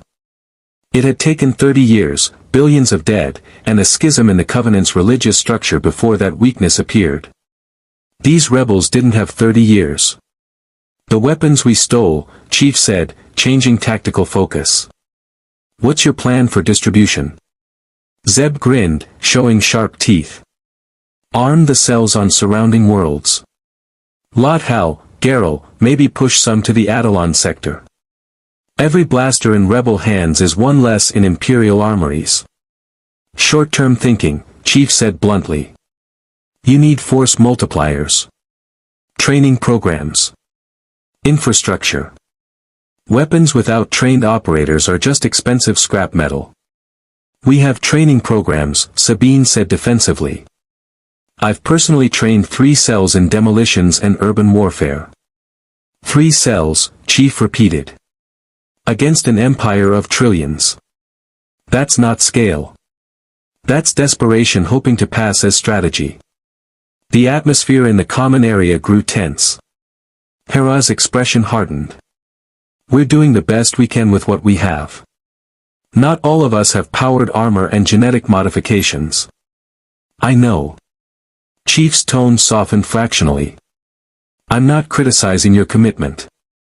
I'm pointing out that your current approach won't achieve strategic victory. It'll keep the Empire busy, cost them resources, maybe save some lives. But you won't win unless something fundamental changes. Like what? Ezra asked. A walking tank showing up from another galaxy. Like finding whatever leverage can break Imperial control. A symbol. A victory large enough to inspire mass uprising. Or a weapon that shifts the tactical balance so severely the Empire can't compensate. Chief gestured at the viewport, at the hyperspace tunnel streaming past. You said there are still Jedi in hiding. Force users who survived the purge. Find them. Recruit them. Use them. The Jedi are hunted, Hera said. Most who survived are in deep hiding. Revealing themselves means death. Then you need to make revealing themselves worth the risk. Chief had spent his entire life conducting asymmetric warfare. He understood the math of insurgency. The Empire hunts Force users because they represent an ideological threat. The Jedi were symbols of the Old Republic, peacekeepers who oppose tyranny. Bring them back, publicly, and you give people hope. Hope is a force multiplier. Sabine was nodding slowly. He's right. The Empire's greatest weapon isn't their military, it's fear. The fear that resistance is futile, that the Emperor is invincible, that the Jedi are truly extinct. Break that fear, and systems might start openly defying Imperial authority. And how exactly do we find Jedi who don't want to be found? Zeb asked. Chief didn't have an answer for that. His expertise was in combat operations, not intelligence gathering in an unfamiliar galaxy. But he'd learned long ago that admitting gaps in knowledge was better than making tactical errors based on assumptions. That's your operational expertise, he said. I can fight. I can plan assaults. But this galaxy's intelligence networks, cultural complexities, political structures, that's beyond my knowledge base. I need information before I can be effective beyond direct combat. Then we'll teach you, Hera said, making a decision. You helped us today. That depot was one of the most successful raids we've conducted in months, and your unique approach made the difference. If you're willing to keep helping, we'll give you everything we know about the galaxy. Maps, Imperial structure, rebel contacts, everything. In exchange for what? Chief asked. He understood transactional relationships. Nothing was free in warfare. Help us hit Imperial targets. Train our people if you're willing. Share your tactical expertise. Hera smiled slightly. And maybe, if we get lucky, help us figure out what happened to bring you here. Because if there's a way for you to cross galaxies, maybe that's something the Empire would very much want to understand. And anything the Empire wants, we want to deny them. Chief considered that. It was a reasonable arrangement, tactical support in exchange for information and resources.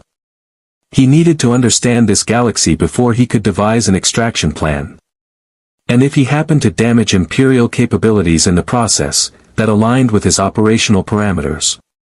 The UNSC had standing orders to oppose tyranny wherever encountered. Agreed, he said. But I need time to assess your organizational structure, review your intelligence on Imperial capabilities, and identify high-value targets. I don't conduct operations blind. Fair enough, Hera said. We're heading to a safe house on Geril, another Outer Rim world, less Imperial presence than Lothal. You'll meet the rest of our contact network, get access to our intelligence databases, and we'll go from there. Chief nodded. It was a start. Not ideal, but operational reality rarely was. Ezra approached, curiosity overcoming caution. Can I ask you something? About being a Spartan? Depends on the question. You said you were 6 when they took you. That you were trained, augmented, turned into a soldier. Ezra's voice carried something complicated, sympathy mixed with recognition. Do you ever wish you'd had a choice? It was the kind of question psychologists and ONI debriefers had asked Chief hundreds of times. The kind of question that assumed trauma, victimhood, agency stolen by military necessity. Chief's answer had always been the same. I was selected because I had the genetic markers, the psychological profile, and the physical potential to become a Spartan. The augmentations nearly killed me. The training was designed to break anyone who wasn't strong enough. He looked at Ezra with eyes the boy couldn't see behind the gold-tinted visor. But I survived. And because I survived, because I became what Dr. Halsey designed, billions of humans are still alive. Colonies that would have been glassed were saved. Battles that should have been defeats became victories. Did I have a choice? No. Do I regret what I became? Also no. Because the alternative was watching humanity die. Ezra absorbed that, then nodded slowly. You're okay with what you are. I'm a Spartan, Chief said simply. It's all I've ever been. It's all I need to be. Sabine caught Chief's attention, gesturing to his armor. That rifle of yours, you're down to 4 magazines. Whatever makes those rounds, we don't have it in this galaxy. You're going to need alternatives. She was right. The MA-5D was comfortable, familiar, an extension of his tactical capabilities. But ammunition scarcity meant he'd eventually need to adopt local weapons. The captured Imperial blaster rifles were functional, but the ergonomics were wrong for someone in MJOLNIR armor. "What's available?" he asked. Sabine's grin was sharp. "Oh, Chief. Let me introduce you to the galaxy's finest selection of weapons technology. And if none of it works for you?" She patted her demo charges affectionately. "We'll just blow things up instead. Always a solid backup plan." Chief almost smiled behind his helmet. These rebels were chaotic, under-equipped, and fighting a war they couldn't win with conventional tactics. He fit right in. Geril was a city world, all vertical sprawl and industrial haze, where millions lived in stacked hab blocks that climbed toward a sky choked with atmospheric traffic. The Ghost descended through shipping lanes crowded with freighters, passenger transports, and the occasional Imperial patrol craft, and Chief watched through the viewport as an entire civilization pressed against itself in the name of efficiency and profit. It reminded him of Earth's megacities before the Covenant War. Before the glassing.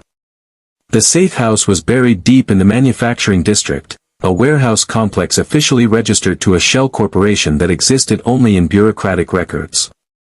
Hera landed the Ghost in a concealed hangar bay, and Chief followed the crew through corridors that smelled of machine oil and recycled air. The operations center was larger than he'd expected. Not UNSC-grade command and control, but functional. Holographic displays showed star charts, Imperial fleet movements, and intelligence feeds from across the sector. A dozen individuals worked at various stations, humans, aliens Chief didn't recognize, and droids that ranged from astromech units to protocol models. This wasn't just a rebel cell. This was a network hub. "Chief," Hera said, gesturing to a Twi'lek male whose head tails were marked with scars that spoke of combat experience. "This is Cham Syndulla. My father. He leads the Free Ryloth movement, one of the larger resistance cells in the Outer Rim." Cham studied Chief with the kind of tactical assessment that came from decades of warfare. "Hera told me about Lothal. About the depot raid and the unusual ally you've acquired." His basic carried an accent, but his tone was clear.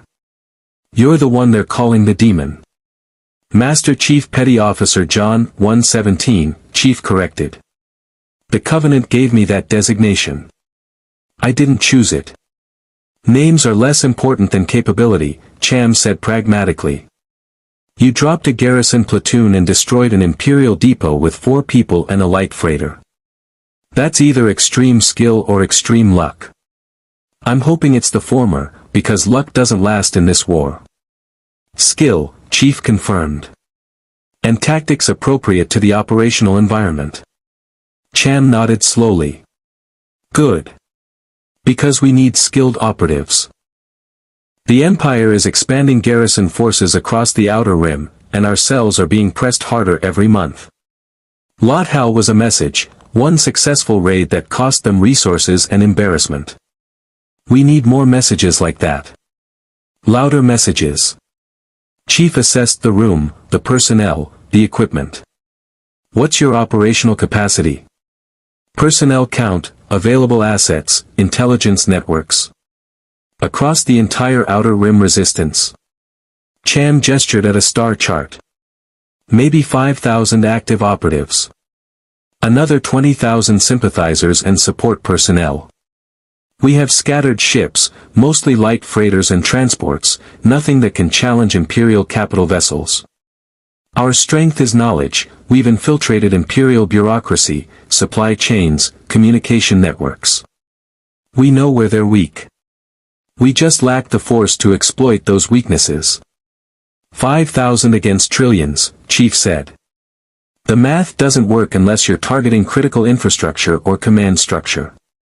"Which is exactly what we've been doing," Cham said with the patience of someone who'd explained this before. "The Empire relies on fear and control, but control requires communication, supply lines, and garrison forces. We hit supply convoys. We slice communication relays. We extract Imperial defectors and turn them into intelligence assets. Death by 1,000 cuts." Chief understood the strategy, it was insurgency doctrine, and sound enough given resource constraints. But it was also reactive, defensive, buying time rather than seeking victory. He'd seen similar approaches in the UNSC's colonial security operations before the Covenant War. It worked against complacent governments. Against dedicated military opposition, it eventually failed. How centralized is Imperial Command, he asked. A human woman at one of the intelligence stations looked up. Extremely. Emperor Palpatine controls everything from Coruscant, the capital world at the galactic core. Below him are the Moffs and Grand Moffs, regional governors with authority over sectors. Imperial military follows strict chain of command. Star Destroyer captains report to admirals, admirals report to sector command reports to Coruscant.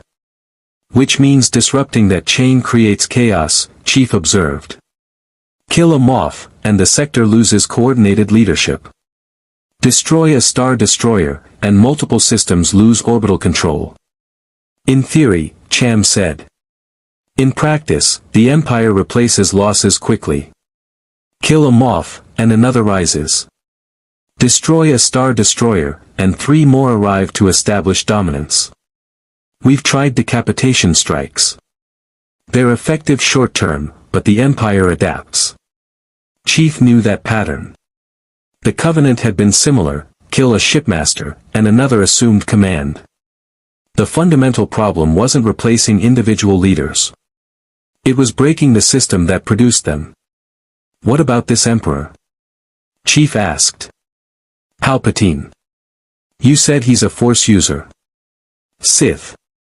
If he's the central authority, why hasn't anyone targeted him directly? The room went very quiet. Because, said a new voice from the shadows, those who try, die. And not cleanly. Chief turned. A figure emerged from a corridor he hadn't noticed, a Twi'lek woman in practical combat gear, with cybernetic implants visible along her neck and arms. But it was her eyes that caught his attention.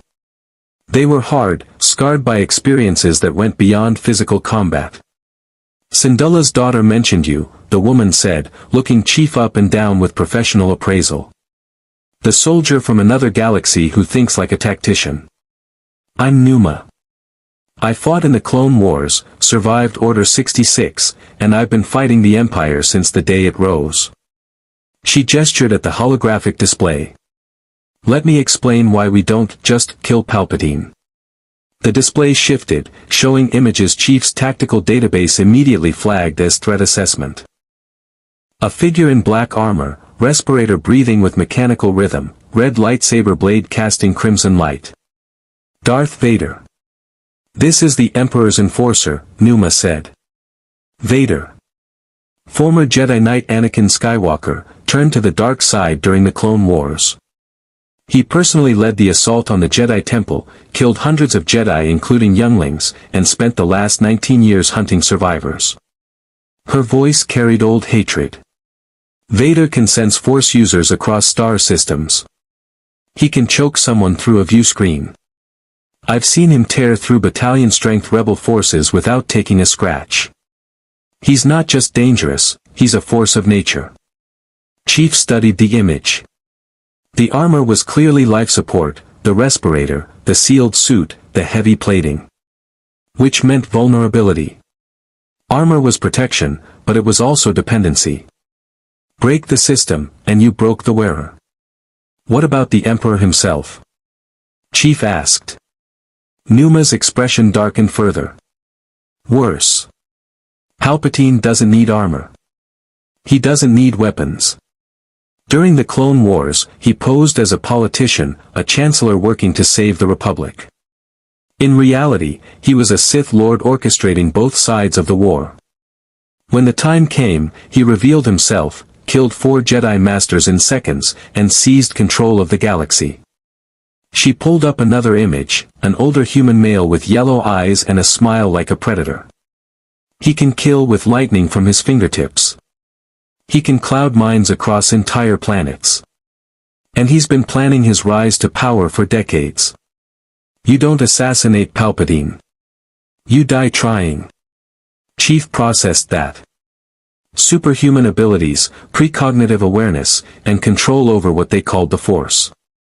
It was beyond anything humanity had encountered. Even the Forerunners' advanced technology hadn't included what seemed like fundamental reality manipulation. These Force abilities, Chief said. Are they quantifiable? Measurable limits? Vulnerabilities? We don't know, Cham admitted. The Jedi kept their technique secret, and most who knew their limits are dead. What we know is that Force users can sense each other, can influence weak minds, can move objects and enhance their physical abilities. The strongest, like Vader and Palpatine, are essentially unstoppable in direct combat. Nothing is unstoppable, Chief said flatly. Everything has weakness. You just haven't found it yet. Spoken like someone who hasn't faced a Sith Lord, Numa said, but there was no mockery in her tone. Just grim experience. Sabine entered the conversation, pulling up technical schematics. What Chief is saying makes sense, though. We've been treating Force users like mystical threats, but they're still biological entities. They need oxygen, vulnerable to kinetic force, can be overwhelmed by sustained fire. The problem isn't that they're invincible, it's that we haven't developed tactics to counter them effectively. Because tactics require data, Chief said. What's your intelligence on Vader's capabilities? Engagement reports. Survivor testimony. The intelligence officer brought up files, dozens of engagement reports, scattered eyewitness accounts, holographic recordings of battles where Vader had appeared. Chief absorbed them methodically, his Spartan training converting raw data into tactical patterns. Vader was strong. Incredibly strong. But he followed patterns. He relied on fear and overwhelming force, using his lightsaber and Force abilities to dominate battlefields. He targeted leaders first, breaking command structure. He was vulnerable to sustained heavy weapons fire. Several reports showed him deflecting or dodging rather than tanking damage. And most importantly, he was alone. A single operator, no matter how powerful, could be isolated, flanked, overwhelmed with simultaneous threats.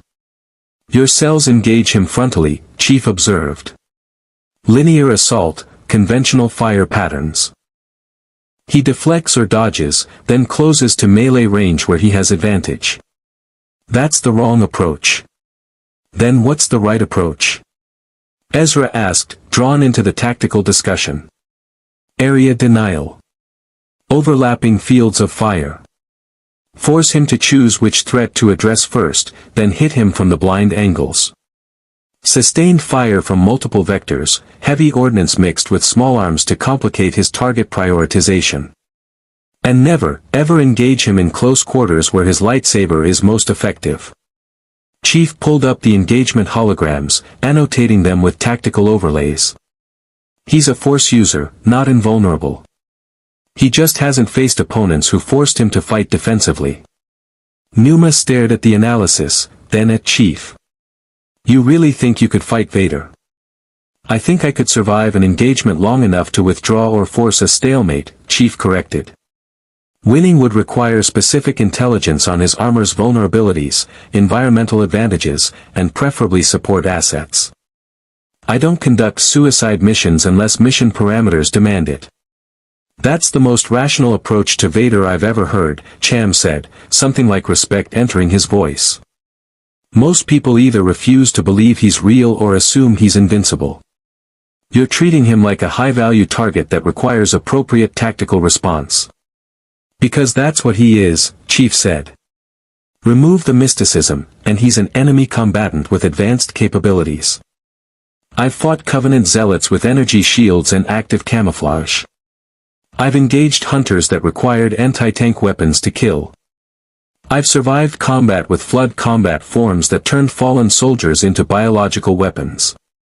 Vader is dangerous, but he's not unprecedented. The room absorbed that in silence. To these rebels, Vader was nightmare incarnate, the Empire's unstoppable enforcer. To Chief, he was just another target requiring specialized tactics. We're not sending you after Vader, Hera said firmly, descending from an upper level where she'd been conferring with her father. Not yet. Maybe not ever. But having someone who doesn't immediately assume defeat when his name comes up. That's valuable. What we need, Cham said, returning to strategic focus, is to continue building momentum. Lothal was a victory. We need more victories. Visible ones that inspire others to resist. And, Numa added, we need to recover something that could shift the tactical balance. Something the Empire is very interested in keeping hidden. Chief's tactical instincts activated. What kind of something? Numa manipulated the holographic display, bringing up an image of a crystalline artifact, geometric, pulsing with internal light, distinctly non-technological in appearance. A Kyber crystal. Massive one, discovered in an Imperial mining operation on Geonosis. The Empire's been excavating them for Project Stardust, their classified superweapon program. Superweapon, Chief repeated. His experience with Halo made that term trigger immediate threat assessment protocols. We don't know specifics, Cham said. But our intelligence suggests the Empire is building something that requires massive amounts of Kyber crystals. These crystals power lightsabers, but scaled up, they could potentially power weapons of planetary scale. Whatever they're building, it's being constructed in secret, and it's consuming enormous resources. Chief's mind immediately went to worst-case scenarios. A weapon that could destroy planets. The Empire had the industrial capacity, the scientific knowledge, and apparently the will to build such a thing. It was the kind of strategic threat that required immediate response. You want to steal this crystal, he said. We want to deny it to the Empire, Numa corrected. Whether that means stealing it, destroying it, or sabotaging the mining operation. The crystal is being held at an Imperial research facility on Geonosis, heavily guarded. Assault team would need to infiltrate, neutralize security, and extract or destroy the objective under time pressure. Suicide mission, Zeb said bluntly from across the room. High-risk operation, Chief corrected. Which means appropriate force deployment and tactical planning. What's the security profile? The intelligence officer pulled up facility schematics. 2 battalions of stormtroopers, AT-ST walkers, automated defense turrets, and likely at least 1 Inquisitor on site. The facility is built into Geonosis's catacombs. The planet's indigenous species were mostly wiped out during the Clone Wars, but the underground warrens remain. Lots of tight corridors, limited sight lines, close quarters. Chief studied the layout with professional interest. Close quarters negated some of the Empire's advantages. Their stormtroopers would struggle in confined spaces, the walkers would be road-bound to cleared passages, and artillery support would be impossible underground. For a small, highly trained team, it was actually tactically favorable terrain. I'll need detailed intelligence on entry points, patrol patterns, and response times, Chief said. Also composition of the assault team. I don't operate with personnel I haven't assessed. You're volunteering, Cham said, making it a statement rather than question. I'm volunteering to plan the operation, Chief corrected. If the plan is viable, I'll execute. If it's not, I'll tell you why, and we'll develop alternatives. I don't waste lives on bad tactics. Cham and Numa exchanged glances, some unspoken communication passing between experienced resistance leaders. Then Cham nodded. You have 48 hours to assess, plan, and brief, he said. If the operation is viable, we move. If not, we find another target. Either way, Chief, you've just become a formal asset of the Free Ryloth movement and, by extension, the larger Rebel Alliance. Understood, Chief said. Then, because it needed to be said, I'm helping you because your enemy is tyrannical and because you're providing resources I need. But my priority is finding a way home. If that conflicts with your objectives, I'll tell you. Fair enough, Hera said. Honesty is better than pretty lies. We'll work together as long as our goals align. And maybe, while we're at it, we'll figure out what kind of cosmic accident brought a Spartan to our galaxy. Chief nodded once. It was a reasonable arrangement. Strategic partnership with clear parameters and understood limitations. Sabine approached, carrying a Mandalorian blaster rifle, sleeker than Imperial models, with custom modifications visible along the barrel and stock. "For you," she said, offering the weapon. Verpine Shatter Rifle. Magnetic accelerator fires solid slugs at hypersonic velocities. No Tabana gas, no energy signatures. It's basically your rifle, just built with our technology. Figured you'd appreciate something familiar while your ammunition holds out. Chief took the weapon, feeling its weight, checking the balance. It was well made, not UNSC standard, but definitely military grade. The kind of weapon a professional would carry. "Thank you," he said. Sabine grinned. "Don't thank me yet. You're about to plan an infiltration into an Imperial facility that most of our operatives think is impenetrable. If this goes bad, we'll all die screaming in Geonosian catacombs surrounded by angry stormtroopers and psychotic force users." Chief checked the Shatter rifle's action, loaded a magazine, and slung it alongside his MA-5D. "Then we'd better make sure the plan doesn't go bad," he said. 48 hours became 72 as Chief dissected every byte of intelligence on the Geonosis facility. He worked with the methodical precision of someone who'd planned operations where failure meant extinction, cross-referencing patrol schedules, analyzing structural weaknesses, and wargaming response scenarios until he could navigate the facility blind. The briefing room on Geralt was packed. Cham's resistance cell had assembled their best operators, 15 personnel ranging from former Republic commandos to Mandalorian mercenaries to Force-sensitive refugees who'd survived Order 66. Chief stood before the holographic display, still armored, and delivered his assessment with the flat certainty of a Spartan briefing. "The Geonosis facility is designed for research and containment, not combat," he began, manipulating the display to highlight structural features. "That's our advantage. Imperial security prioritizes deterrence over flexible response. They expect overwhelming force to prevent infiltration, not tactical adaptation once penetration occurs." He zoomed in on an underground access tunnel. Primary infiltration vector is this abandoned mining shaft, 3 kilometers from the facility's active perimeter. Imperial sensors focus on aerial approaches and surface access. Underground is their blind spot. We insert via stealth transport, use the catacombs for concealment, and breach the facility here. He indicated a maintenance access point, where structural integrity scans show aging durasteel that can be cut with thermal charges. Numa studied the route, her cybernetic eye glowing softly. That tunnel system is unmapped beyond 2 kilometers. Could be collapsed sections, environmental hazards, or indigenous life forms.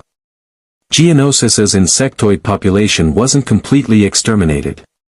"Acceptable risk," Chief said. "Unmapped terrain favors small units with adaptive capability. We'll bring seismic scanners and breach charges for obstructions." Once inside the facility, we split into 3 teams. The hologram reconfigured, showing team assignments. Team 1, Extraction Specialists. Your objective is the Kyber crystal itself. Secure it from the research lab on sublevel 3, prepare it for transport or destruction depending on field conditions. Team 2, Disruption. You engage security forces, create chaos, and draw Imperial response away from the primary objective.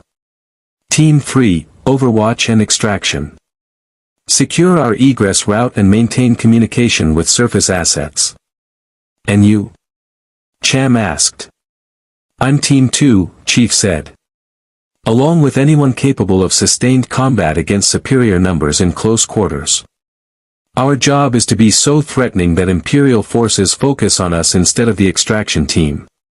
"Suicide," muttered one of the Mandalorians, a warrior in battered green armor marked with kill tallies.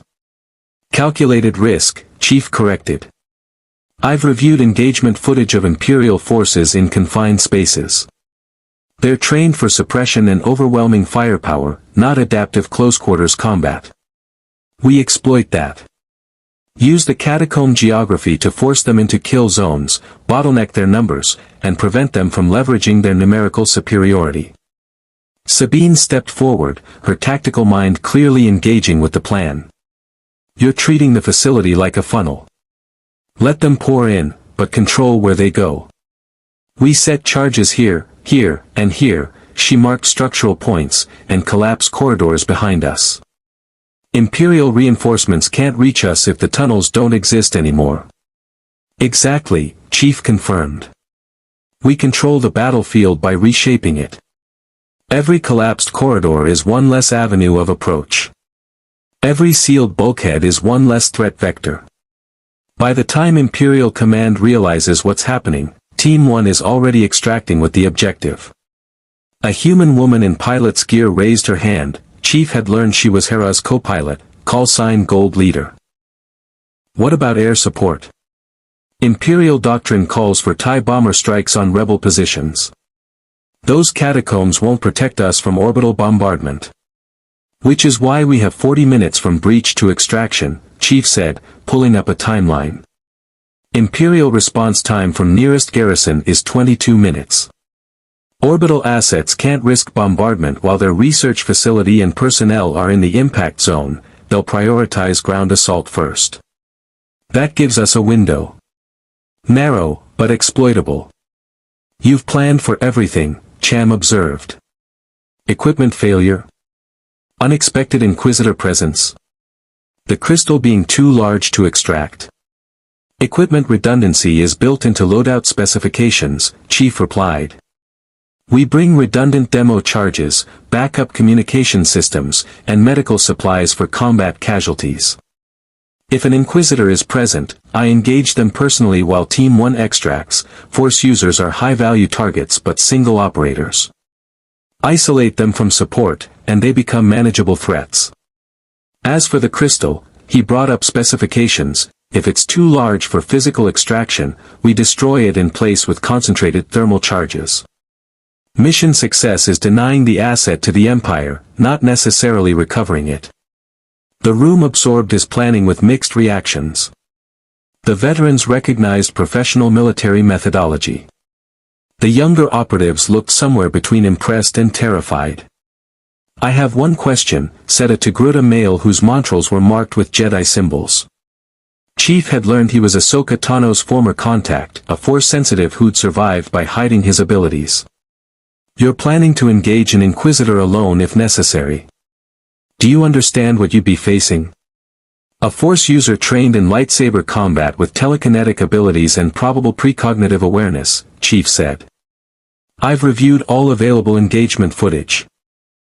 They're dangerous in melee, capable at range, and rely on fear and psychological dominance. But they're not invincible. Multiple reports show them retreating from sustained heavy fire or superior numbers. Because they're not suicidal, the Togruta said. They're elite operatives, not fanatics. If the cost becomes too high, they withdraw. But in those moments before they decide to retreat, they kill dozens. Efficiently.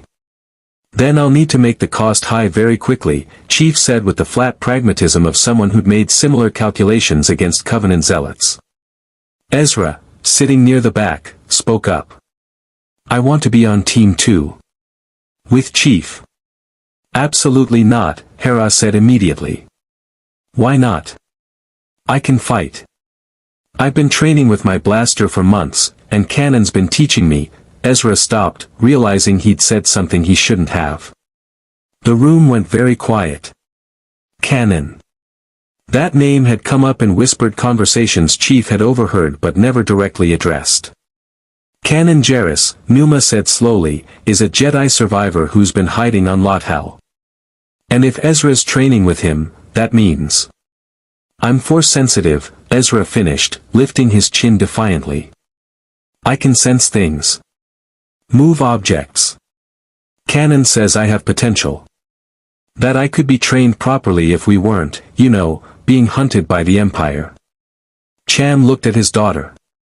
You knew about this? Canon contacted me 3 months ago, Hera admitted. He's been careful, only using the Force when absolutely necessary. Ezra's been helping us on Lothal, and yes, he's been receiving limited training. I was going to bring it to the Council when the time was right. The time was right before we started planning operations involving force users, Cham said, frustration evident. But he turned to Ezra with something softer than anger. You want to fight. I understand that. But you're not ready for this kind of operation. Team 2 is going to be facing the most dangerous combat scenario we can devise. Chief is a genetically enhanced super soldier in powered armor. The others we're assigning are combat veterans with decades of experience. You're brave, kid. But bravery doesn't stop lightsabers. Ezra stays on Gerrel, Chief said, his tone allowing no argument. He's undertrained, under-equipped, and his force sensitivity makes him a priority target for any Inquisitor present. His presence would compromise operational security and endanger the team. Ezra looked like he wanted to argue, but something in Chief's posture, the absolute certainty of command authority, made him back down. However, Chief continued, if he's force-sensitive and receiving training, that's a strategic asset. Long-term. The rebellion needs force users. Visible ones. Symbols that the Jedi aren't extinct, that the Force hasn't been monopolized by the Empire. That's a psychological warfare advantage you're not exploiting. Because revealing Jedi means painting targets on their backs, Hera said. The Inquisitors hunt Force sensitives obsessively. Go public, and you die. Go public with support infrastructure, security assets, and strategic deployment, and you become a symbol worth protecting, Chief countered. The Empire hunts isolated Force users because they're easy targets. Build a network, provide protection, and make the cost of hunting them prohibitive. That's how you shift tactical balance. The Togruta Force-sensitive leaned forward. You're suggesting we essentially declare war on the Inquisitorius. Draw them out by protecting Force-sensitives publicly instead of hiding them. I'm suggesting you stop fighting defensively, Chief said. The Empire controls the narrative because you let them. Change that. Find the surviving Jedi, protect them, and use them as symbols.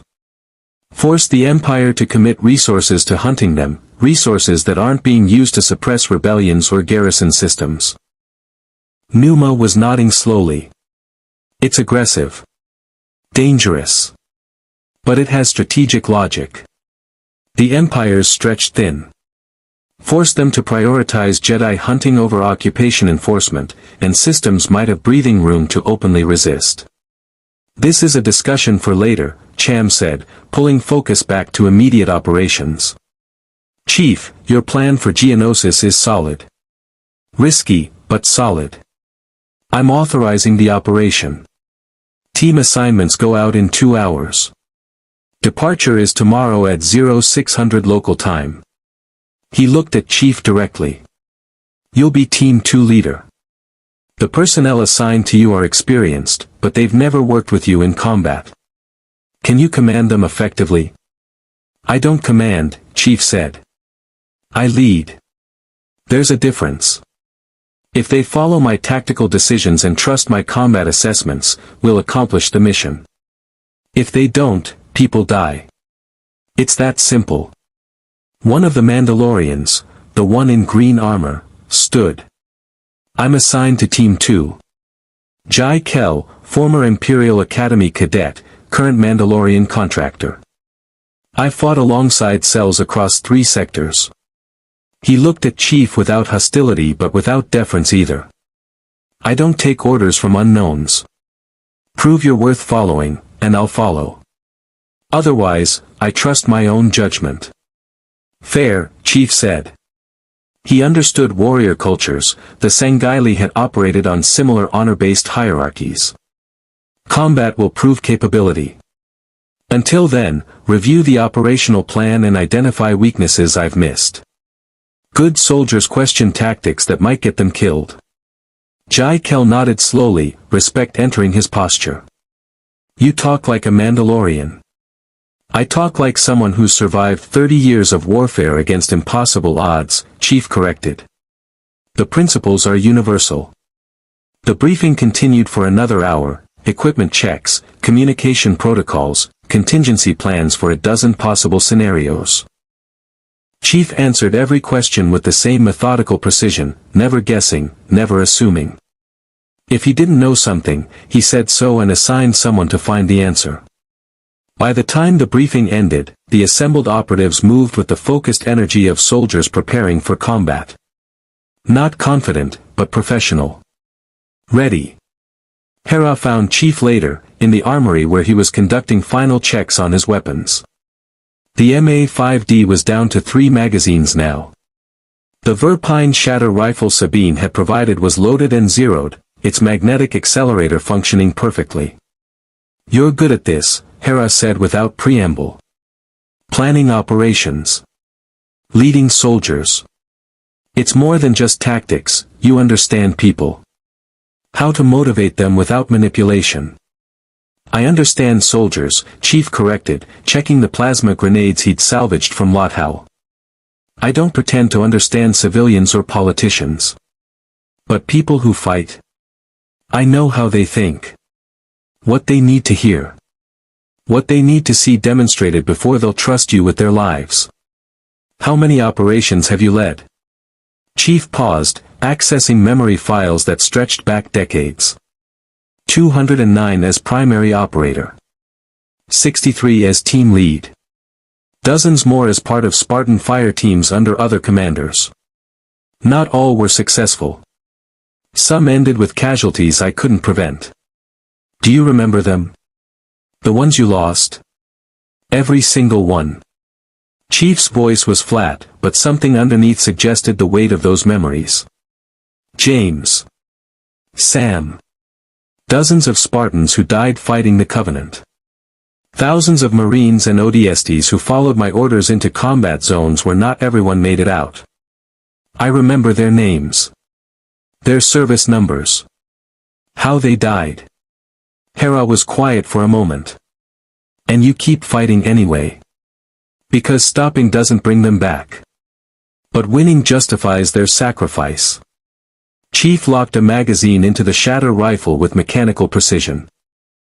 This mission tomorrow, it's high risk, but the tactical fundamentals are sound.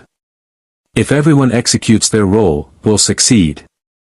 If we don't, it won't be because the plan was flawed. It'll be because war is chaos and sometimes chaos wins. Comforting, Hera said with dry humor. I don't do comfort, Chief said. I do mission success and keeping my team alive. In that order when they conflict. Mission success over personnel survival, Hera repeated. That's cold. That's warfare, Chief corrected. If preserving one life means mission failure and strategic setback that costs hundreds more lives later, the math is simple. I don't like it. But I accept it. Hera studied him, this walking weapon from another galaxy who talked about death with the casual pragmatism of someone who'd lived with it for 3 decades. Ezra asked me once if I thought the war was worth the cost. All the people who've died, all the suffering. I told him it was, because the alternative, living under imperial tyranny forever, was worse. He doesn't believe you, Chief observed. No. He believes me. He just wishes there was a third option. One where nobody had to die. There isn't, Chief said with absolute certainty. The Empire won't surrender peacefully. They won't negotiate away their power. The only way to defeat them is to break their will or break their capacity to enforce control. Both require violence. That's not philosophy, it's historical reality. Every tyranny in human history ended the same way. And what happens after? Hera asked. When the Empire falls and the fighting stops? What does a soldier like you do when there's no more war? Chief was silent for a long moment. It was a question he'd never had to answer. The Covenant War had consumed his entire adult life, and before that, his childhood had been stolen by the Spartan program. Peace wasn't a concept he had operational experience with. I don't know, he finally said. But I'll find out when I get home. Hera nodded, accepting that answer. Good luck tomorrow, Chief. Come back alive. We're just starting to appreciate having a walking tank on our side. Spartans don't die, Chief said, repeating the phrase that had become UNSC legend. We're just missing in action. Hera smiled slightly. Then don't go missing tomorrow. We've got a war to win. She left, and Chief returned to his equipment checks, running through procedures that had become ritual. Weapons zeroed. Armor systems nominal. Shields at full charge. Medical supplies inventoried. Every piece of equipment that might mean the difference between mission success and catastrophic failure, verified and re-verified. Tomorrow, he'd descend into Geonosian catacombs and raid an Imperial research facility protected by hundreds of soldiers and possibly a Force user who could kill with supernatural power. It wasn't the most dangerous mission he'd ever conducted. But it was close. Chief finished his preparations and found a quiet corner of the safe house to rest. Not sleep, Spartans could function for days without sleep if necessary, but tactical rest, conserving energy for the operation ahead. In the darkness behind his closed eyes, he saw Reach burning. Saw Installation 04 tearing itself apart. Saw Cortana fragmenting from rampancy, her matrix degrading while she screamed about saving him. He saw 30 years of war compressed into nightmare imagery. Then he opened his eyes, stood, and checked his rifle one more time. The past was written. Tomorrow's mission wasn't. And Master Chief Petty Officer John 117 intended to write it in victory. The Phantom Shadow, a modified Gozanti-class cruiser with upgraded stealth systems, dropped them 3 kilometers from the Geonosis facility under cover of the planet's perpetual dust storms. Chief descended the ramp with Team 2 behind him, Jai Kell, the Mandalorian, Numa, the veteran Clone Wars fighter, and 4 other operatives whose combat record suggested competence under fire. Geonosis was a graveyard. The canyons and rock spires that had once housed billions of insectoid natives now stood empty, scoured by Imperial extermination protocols during the Clone Wars. The air tasted of copper and old death, and Chief's motion tracker showed nothing but geological features and the distant signature of the Imperial facility. Creepy world, Jai muttered through his helmet's external speakers. Every time I'm here, I remember this used to be someone's home. Focus on the mission, Numa said sharply, checking her blaster rifle's power cell. We mourn the dead by making sure the Empire doesn't do this to anyone else. Chief led them into the catacombs through the abandoned mining shaft exactly as planned. The tunnel descended at a steep angle, carved by Geonosian workers decades ago with precision that spoke of insectoid efficiency. His armor's lights illuminated rock walls marked with alien script and geometric patterns, cultural artifacts of a civilization the galaxy had allowed to die. The tunnel branched multiple times, but Chief navigated by dead reckoning and the seismic scans his HUD processed in real time. 2 kilometers in, they encountered their first obstacle, a collapsed section where the ceiling had given way, blocking the passage with tons of rock and debris. Thermal charges, Chief ordered, marking optimal placement points with his tac pad. Numa and Jai moved forward with demo equipment, setting shaped charges that would cut through the obstruction without causing catastrophic tunnel collapse. The explosion was muffled by kilometers of rock above them, but effective. The debris cleared, leaving a passage barely wide enough for Chief's armored bulk. They pressed forward, and the motion tracker finally painted new contacts, biological signatures, multiple, moving with purpose. Indigenous life, Chief said quietly, bringing the Verpine Shatter rifle to ready position. Stay tight. Avoid engaging unless they're hostile. What emerged from the darkness were Geonosians, or what remained of them.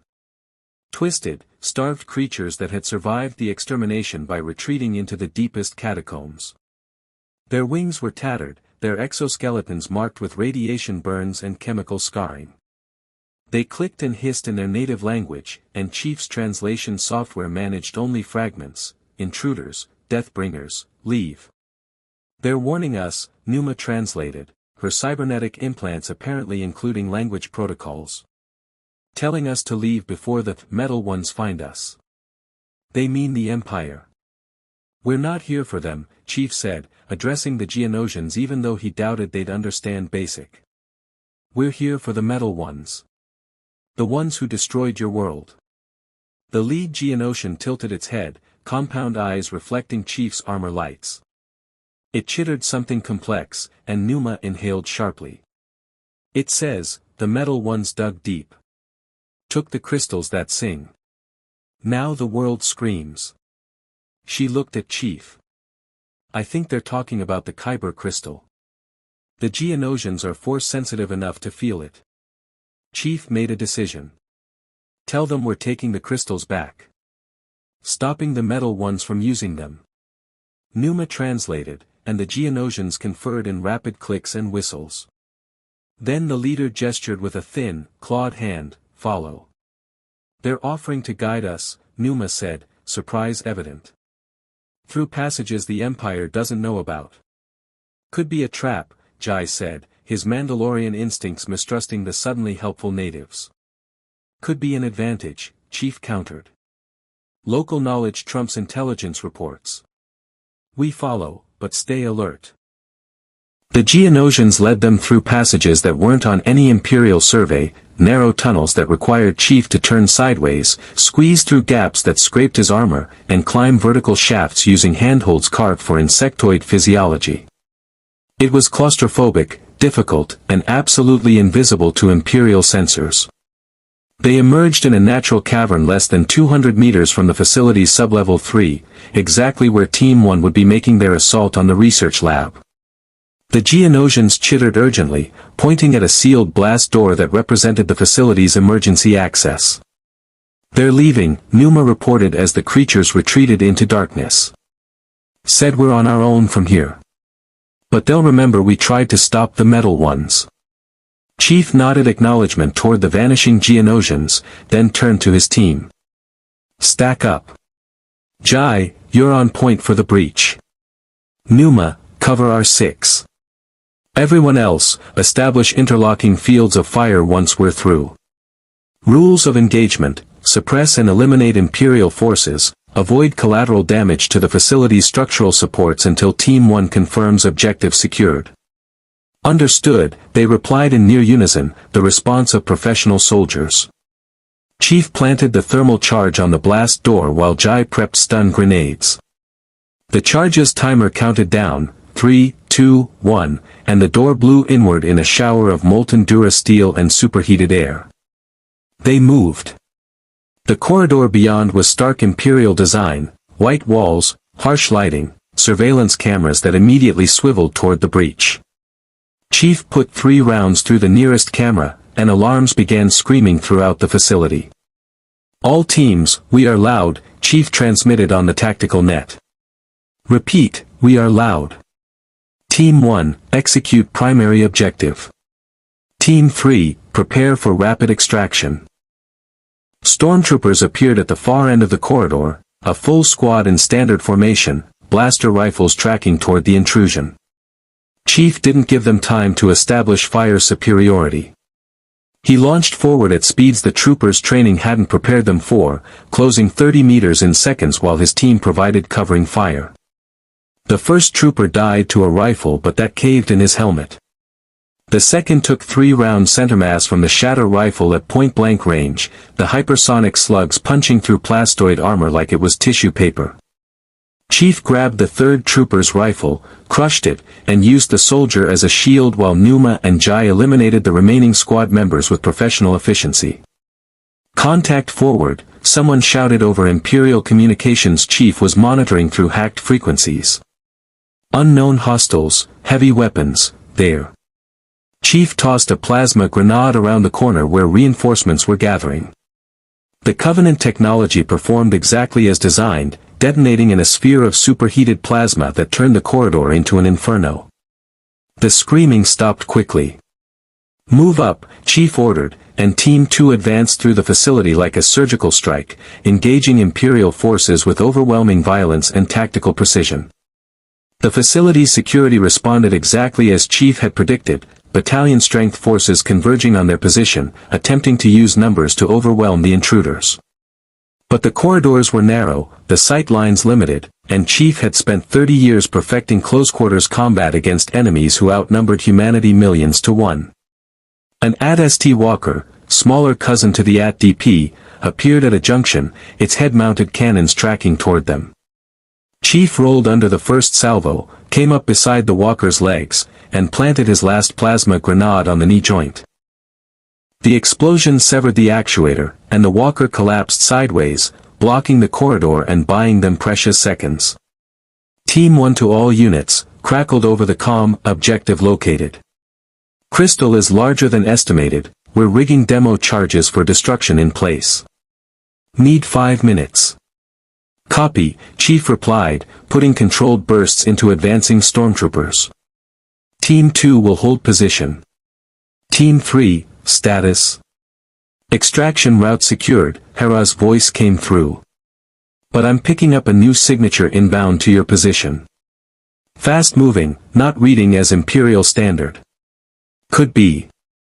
The air pressure changed.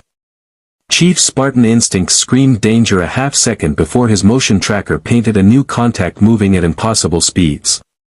The Inquisitor arrived like a dark comet.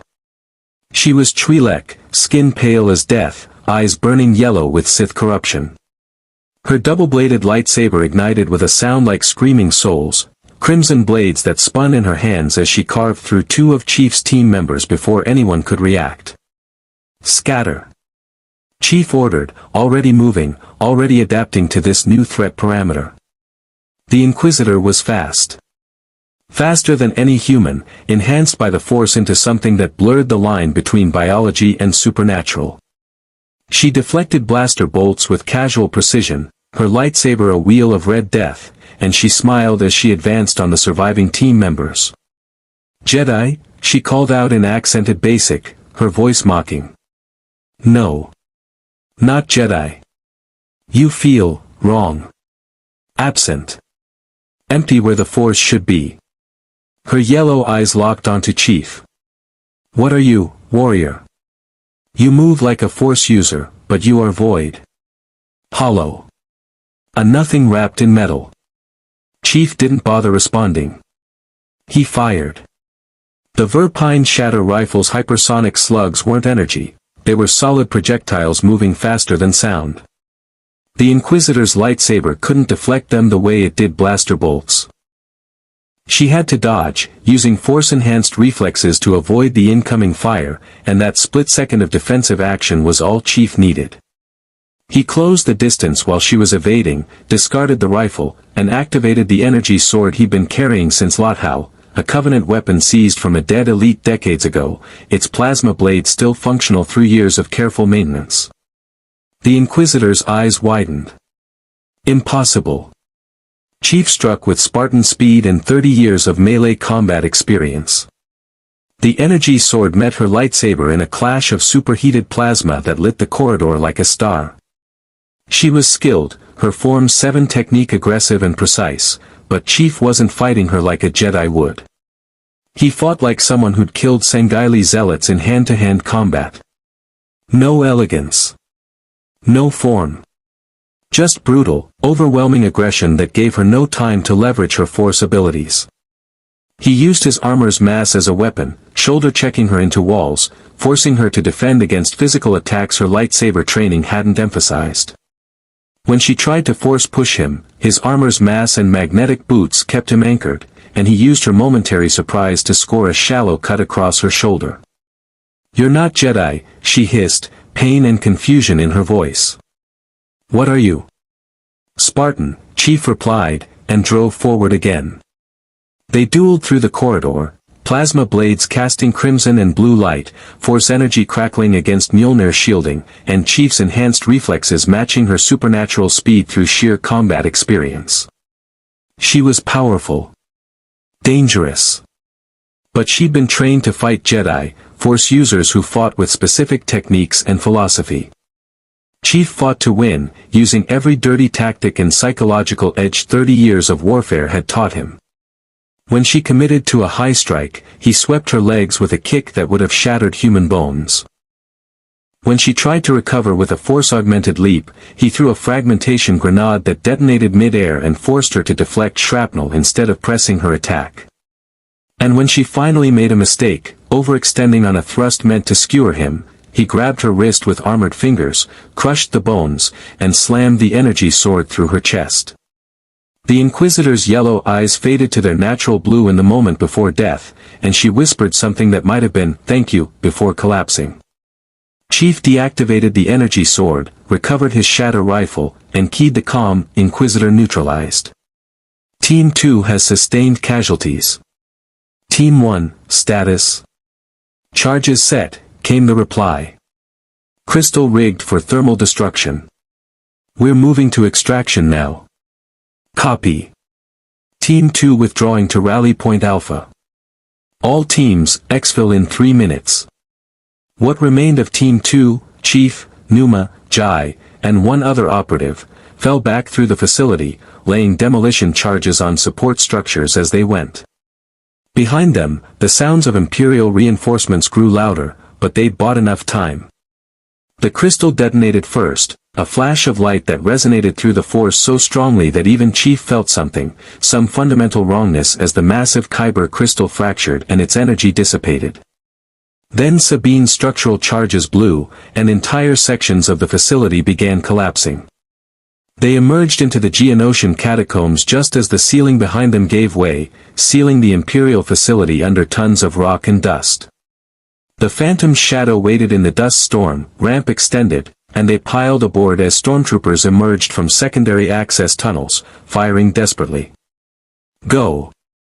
Chief ordered, and the ship lifted off, engines screaming as it climbed through the storm toward space. In the cargo hold, Chief conducted rapid triage. 2 dead from Team 2, 3 wounded but stable. Team 1 had suffered 1 casualty during their extraction. Team 3 was intact. Mission success, Numa reported, her voice tight with pain from a blaster wound to her leg. Crystal destroyed. Facility collapsed. Imperial research setback by months, maybe years. Chief nodded, already running post-operation analysis in his head. The casualties were acceptable given the mission parameters. The Inquisitor's presence had been unexpected but manageable. The mission objectives were achieved. But 2 soldiers under his command were dead. He'd add their names to the list he carried. Jai Kell approached, removing his helmet. His face was smoke-stained, but his eyes were clear. You killed an Inquisitor in single combat. With a lightsaber. I didn't think that was possible. It was an energy sword, Chief corrected. Similar technology, different origin. And she was skilled, but not invincible. Nothing is. You say that like you believe it, Jai said. Like there's nothing in the galaxy you think you can't fight. Chief thought about the flood. About the grave mind on High Charity, intelligence so vast and ancient it had nearly consumed him. About the Did Act, Forerunner Warrior King who treated Chief like an insect before being stopped through tactics and luck. There are things I can't beat alone, Chief admitted. But there's nothing I won't fight if the mission demands it.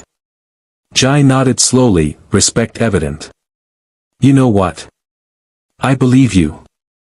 And that makes you either the bravest or craziest warrior I've ever met.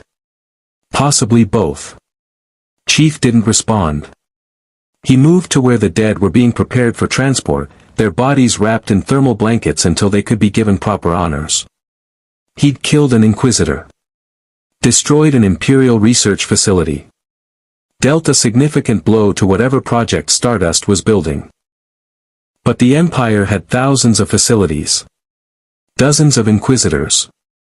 And somewhere in the core worlds, Darth Vader and Emperor Palpatine continued their grip on the galaxy. The war wasn't over. It had barely begun. But the Rebel Alliance now knew something important: the Empire could bleed. Their facilities could be destroyed. Their Inquisitors could die. And in this galaxy far, far away, there was now a demon who fought without the Force, without fear, and without mercy for tyrants. The Empire had designated him Priority 1.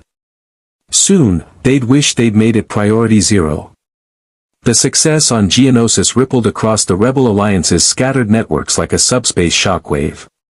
Word spread through encrypted channels, whispered in cantinas, and transmitted via courier droids to cells across the Outer Rim. An Imperial research facility had been destroyed, an Inquisitor killed, and Project Stardust, whatever it was, had been dealt a significant blow.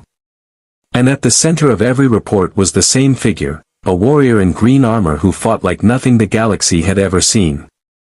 Chief spent the week following Geonosis on Geralt, analyzing combat footage, writing after-action reports, and training rebel operatives in close-quarters tactics. He worked with mechanical efficiency, treating each training session like a combat operation, pushing the rebels harder than they'd ever been pushed. Again, he said, watching a squad practice room-clearing procedures. Your angles are wrong. You're exposing yourself to crossfire from that corridor. Jai, show them proper PNG technique. The Mandalorian demonstrated, moving with the fluid precision of someone who'd learned these lessons through survival. The squad replicated the movement, and Chief nodded fractional approval before identifying 3 more tactical errors they needed to correct. Sabine watched from the observation deck, arms crossed. You know they're terrified of you, right? Half of them think you're going to kill them for making mistakes. If they make those mistakes in combat, someone else will kill them, Chief replied without looking away from the training floor. Better they learn here, where failure means repetition instead of death. You talk like a Mandalorian instructor, Sabine said. Beskar and brutality, the Mandalorian way. Except you don't have the Beskar. I have something better. Chief gestured at the trainees. The ability to demonstrate why the tactics work. They've seen me fight. They know the methods aren't theory, they're proven in combat. That's more valuable than tradition. Speaking of combat, Sabine said, her tone shifting, we've got a problem. A big one. Cham just received intelligence from a contact in the Imperial Navy. There's a new Star Destroyer being deployed to the Lothal sector, the Chimera. And its captain is someone you need to know about. Chief followed her to the operations center, where Cham and Numa were studying a holographic display. The image showed an Imperial officer, human male, blue skin, red eyes. Chief's database supplied, a species he'd encountered in intelligence briefings. Grand Admiral Thrawn, Cham said, his voice carrying weight. The Empire's greatest tactical mind. He's a student of warfare, art, and culture, uses them to predict enemy behavior. He crushed the Free Ryloth movement 3 years ago by studying our tactics, our history, our psychology. Killed hundreds of my people before we managed to escape his net. Cham's hands clenched. If he's being assigned to Lothal, it means the Empire is taking our activities seriously. And Thrawn doesn't fail. Chief studied the image. Thrawn's posture spoke of confidence without arrogance, and his eyes carried an intelligence that reminded Chief of Dr. Halsey, cold, analytical, always calculating 3 moves ahead. What's his tactical profile? Chief asked. Unpredictable, Numa said. Most Imperial commanders follow doctrine, overwhelming force, fear tactics, brutal suppression. Thrawn adapts. He studies his opponents, identifies their cultural weaknesses, and exploits them with surgical precision. He doesn't just defeat enemies, he understands them so completely that he can predict their actions before they make them. He's a strategist, Chief said, recognizing the type. Not just a tactician. He operates on multiple levels simultaneously. Exactly, Cham confirmed. And he'll be analyzing everything we've done. The Lothal Depot raid. The Geonosis operation. Your combat methods. He'll build a profile on you, Chief.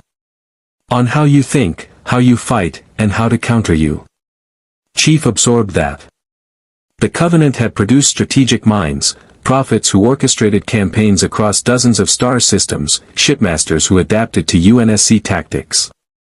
But they'd been constrained by religious doctrine, by honor codes that made them predictable. Thrawn, from what he was hearing, operated without such constraints. Then we need to operate unpredictably, Chief said. Vary our tactics, avoid pattern recognition, conduct operations that don't fit the profile he's building. Easier said than done, Sabine said. Thrawn once defeated a pirate fleet by studying their culture's mythology and predicting which retreat vectors they'd choose based on sacred numbers in their religion. He thinks on levels most of us don't even recognize exist. He's still human, Chief said. Then, catching Numa's look, corrected, humanoid. Biological. Operating with incomplete information. We just need to feed him false patterns while conducting operations he can't predict. And how do we do that when he's studying our every move? Ezra asked, entering the operations center with Hera. Chief considered the problem with the methodical precision of someone who'd fought AI constructs and ancient Forerunner security protocols. We conduct an operation he can't study because it's completely outside his frame of reference. Something this galaxy hasn't seen before. Like what? Hera asked. Chief pulled up a galactic map, zooming in on the Lothal system. Thrawn will expect ground operations, raids, hit-and-run tactics. Standard insurgency methodology. What he won't expect is a direct assault on his command vessel. The room went silent. You want to attack a Star Destroyer, Cham said slowly. An Imperial-class Star Destroyer. With what? A single boarding team. With a Spartan, Chief corrected. And a small strike force. We infiltrate during a routine patrol, plant charges on critical systems, and withdraw before they realize we're aboard. Thrawn studies culture and tactics. He won't be expecting someone to think of his capital ship as just another target. That's insane, Numa said. But she was leaning forward, tactical mind engaging with the audacity of it. Star Destroyers have thousands of crew. Security detachments. Internal sensors. You'd need to avoid detection while moving through a ship the size of a city. I've boarded Covenant cruisers, Chief said. Ships with active camouflage, energy shields, and hunters that required anti-tank weapons to kill. A Star Destroyer is large, but it's also designed with Imperial overconfidence. They don't expect internal threats because they believe their security is impenetrable. It basically is, Sabine said. Except, she pulled up technical schematics. Imperial Star Destroyers have a weakness. Their shield generators are external, those two domes on the bridge superstructure. They're heavily armored, but if you could disable them, the entire ship becomes vulnerable to external attack. And, Hera added, her pilot's mind working through possibilities, if we could coordinate the sabotage with a fleet engagement, use the rebel fleet to apply pressure while the shields are down. We don't have a fleet, Cham interrupted. Phoenix Squadron has maybe a dozen ships. Against a Star Destroyer and its escort craft, that's suicide. Not if the Star Destroyer is crippled internally, Chief said. Disable power distribution, compromise life support in key sections, sabotage the hyperdrive. A Star Destroyer is a weapons platform, but it's also a complex system. Break enough critical systems, and it becomes a floating hulk. Ezra was grinning. You're talking about turning Thrawn's flagship into a coffin. I'm talking about removing his greatest tactical asset and demonstrating that the Empire's most powerful vessels aren't invulnerable, Chief corrected. Strategic victory through targeted action. It's what Spartans do. It's also a one-way trip, Jai Kell said, having entered during the discussion. Even if you succeed in planting the charges, extraction from an alerted Star Destroyer while it's in combat. The odds are irrelevant, Chief interrupted. The mission parameters are what matter. If destroying or crippling the Chimera requires sacrifice, that's an acceptable cost for the strategic advantage it provides. No, Hera said firmly.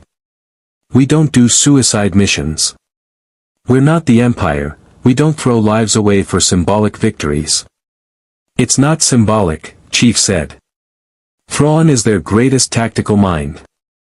His flagship is the projection of Imperial power in this sector. Remove it, and you remove the one commander who can systematically dismantle the rebel networks.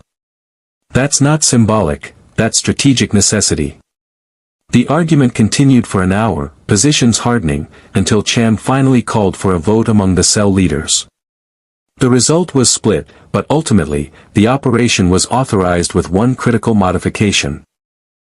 Extraction would be planned and resourced, even if success probability was low.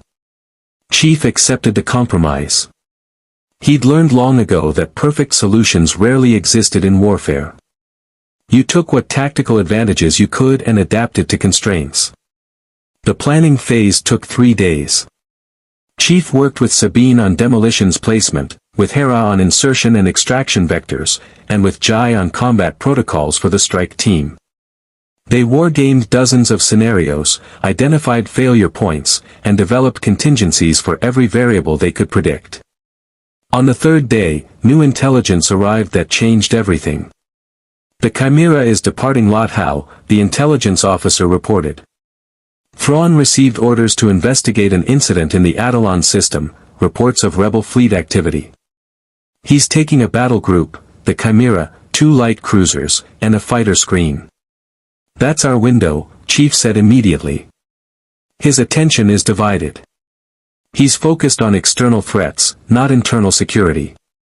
We hit him en route to Adelon, while he's in hyperspace. You can't board a ship in hyperspace, Hera objected. The shields extend into hyperspace. You'd need, she stopped, realization dawning. The navicomputer.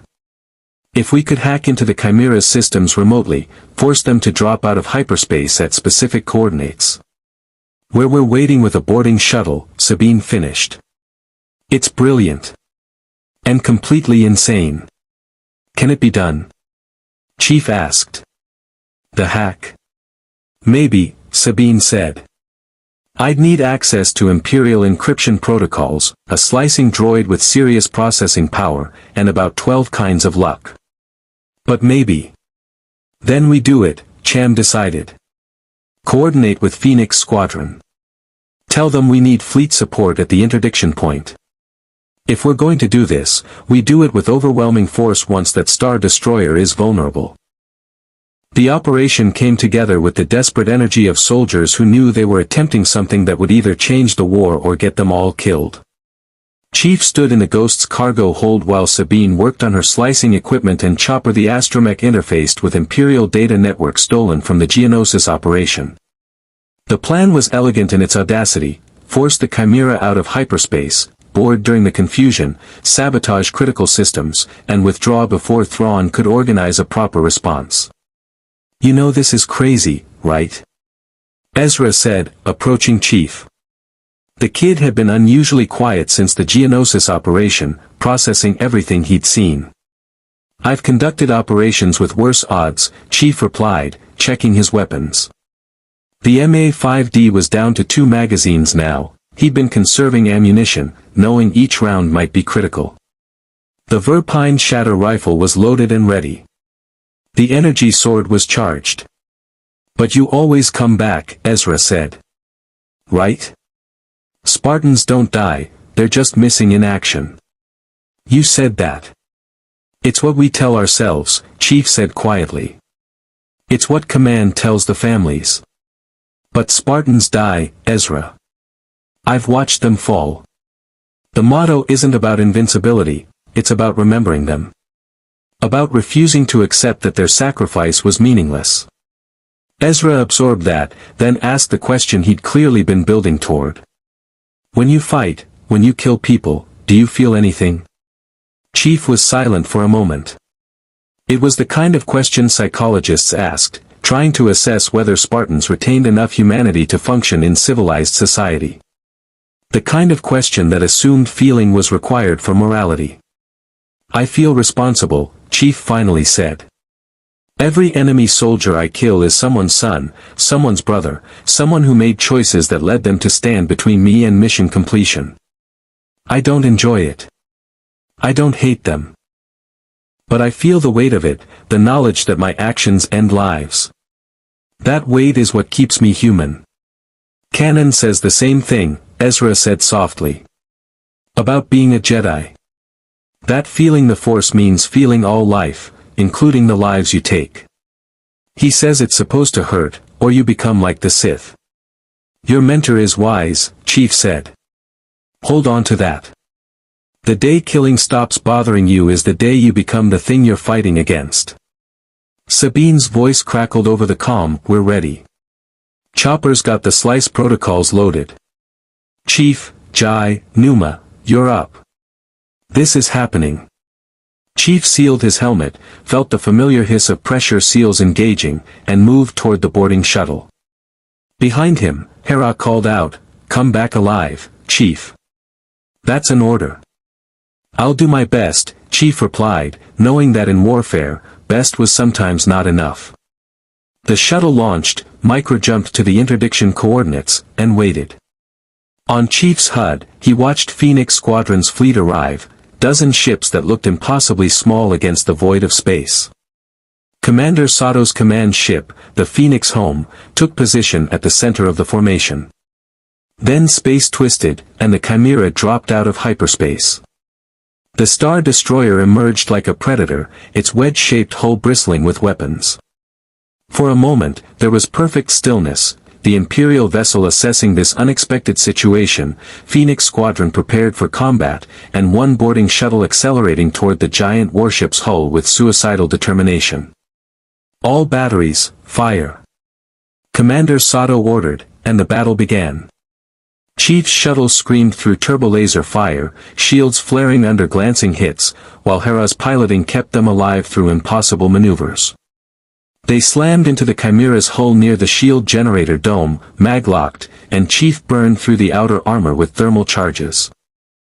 30 seconds until they realize we're here, Sabine said, her voice tight. Move fast. They dropped into the Star Destroyer's interior, sterile corridors, harsh lighting, the sound of alert klaxons beginning to wail, and Chief activated his motion tracker. 3,000 souls on this ship. And somewhere among them, Grand Admiral Thrawn was analyzing this situation, calculating responses, and preparing to turn Chief's audacity against him. The hunt had begun. And this time, the demon was the prey. The interior of the Chimera was a cathedral of imperial efficiency, endless corridors of gunmetal gray, crew stations monitoring every system, and security detachments that responded to intrusion with mechanical precision. Chief moved through this environment like a ghost in powered armor, his motion tracker painting hostile signatures in red while his team followed in tactical formation. Shield generator is 3 decks down, Sabine whispered over the comm, her voice distorted by the ship's interference.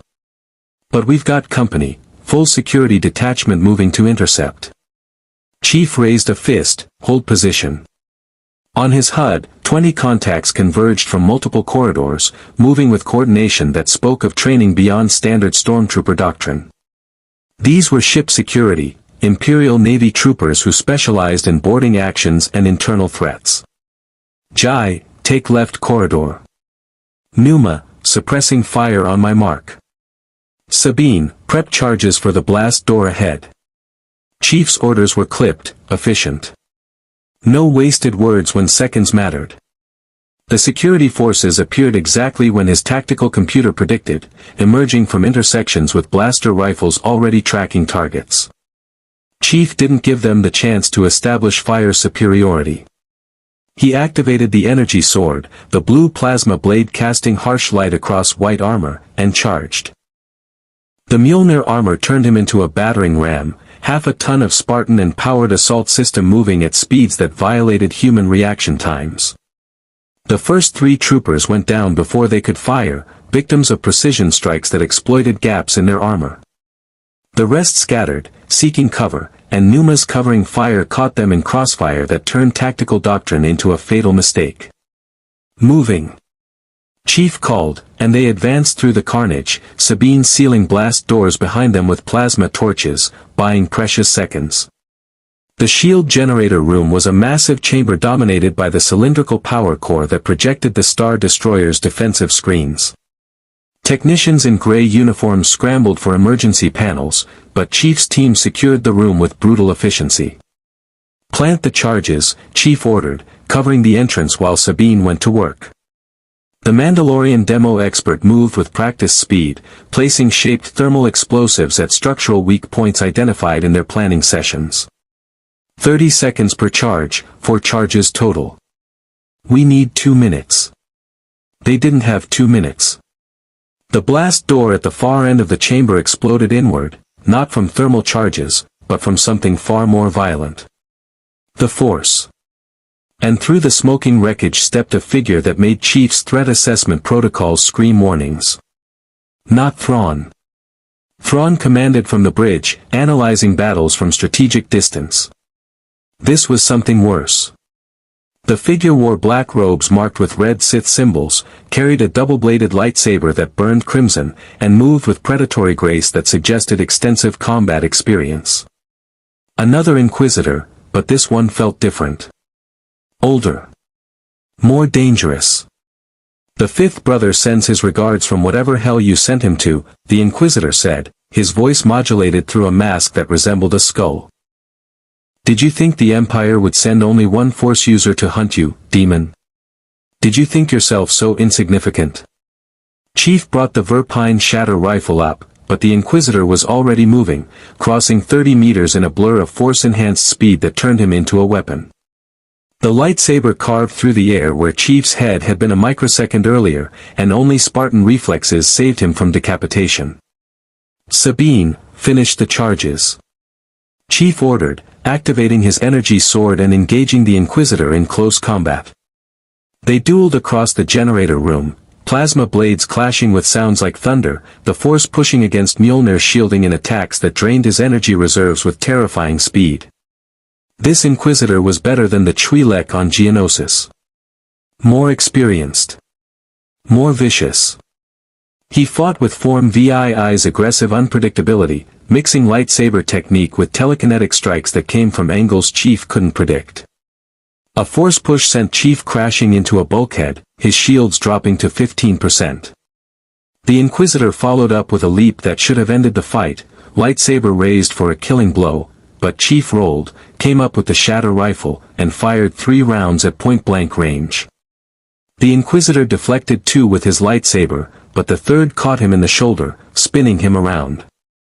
Chief pressed the advantage, closing distance again, using his armor's mass and strength to turn the fight into brutal infighting where technique mattered less than raw power. You fight without honor, the Inquisitor snarled, blood seeping from his wound. Without art. You're a beast in metal skin. I fight to win, Chief replied, and drove a armored fist into the Inquisitor's mask hard enough to crack it. The Inquisitor staggered, and Chief saw his opening. He grabbed the enemy's lightsaber arm, twisted with force that shattered bones, and slammed the energy sword through the Inquisitor's chest. The red blade sputtered and died, and the Inquisitor collapsed, whispering something in a language Chief didn't recognize. Charges set. Sabine called. Timer's running, we have 60 seconds before this whole section goes critical. Withdraw. Chief ordered, but his motion tracker showed new contacts, dozens of them, security forces converging from every direction, trapping them in the generator room. We're boxed in, Jai said, firing controlled bursts through the doorway. Too many. We're not making it to the shuttle. Chief's tactical computer ran probability calculations and delivered numbers he didn't like. Extraction probability, 12%. Mission success without team survival, 94%. The math was simple. Brutal. But simple. You 3 withdraw, Chief said. I'll hold them here, buy you time to reach the shuttle. Negative, Numa said flatly. We don't leave soldiers behind. That's an order, not a request, Chief said, his voice carrying command authority that had directed battalions. The charges are set. The mission succeeds if someone survives to report. I can hold this position longer than any of you. Move. Now. Sabine started to argue, but Jai grabbed her arm. He's right. And he's buying us a chance. Don't waste it. The Mandalorian met Chief's visor with his own. Good hunting, Spartan. May you find your way to the Manda. They withdrew, disappearing into the service corridors while Chief sealed the blast door behind them and turned to face the approaching Imperial forces. His shields were at 10%. He had 43 rounds left in the Shatter rifle. One magazine for the MA-5D. The energy sword's charge was depleting. And somewhere on this ship, Grand Admiral Thrawn was watching this unfold, analyzing Chief's tactics, and preparing his final move. The first wave of security forces hit the sealed blast door with breaching charges. Chief took position behind the generator core, using it for cover, and opened fire with controlled precision. Every shot counted now. Every round had to matter. The blast door blew inward, and stormtroopers poured through, 2 squads in tight formation, moving with professional discipline. Chief dropped 6 before they established cover, wounded 3 more, and forced them into defensive positions that limited their fields of fire. "Target is contained in generator room," someone shouted over Imperial comms. "All units converge. Bring heavy weapons." Heavy weapons meant they were going to stop trying to capture him and start trying to kill him. Which meant he'd elevated from threat to unacceptable risk. Good. The charges on the shield generator counted down, 30 seconds. Chief checked his ammunition. 31 rounds left. Not enough. Never enough. A new voice came over the Imperial comm network, calm and measured, with an accent that suggested careful study of Basic as a second language. "Master Chief Petty Officer John 117. I am Grand Admiral Thrawn. Your tactics are fascinating. Aggressive yet calculated. Brutal yet precise. You fight like no warrior I have encountered in this galaxy." Chief didn't respond. Engaging in dialogue was a psychological warfare tactic designed to distract. "You're wondering if your team escaped," Thrawn continued, his voice analytical rather than mocking. "They did. I allowed it. Because I wanted to speak with you directly, warrior to warrior. You are an anomaly, a soldier from beyond our galaxy, fighting a war that isn't yours, for people you barely know. Why? Because someone has to," Chief said, surprising himself by responding. Maybe because he was low on ammunition and buying seconds mattered. Maybe because part of him wanted this tactical genius to understand. A simple answer, Thrawn said.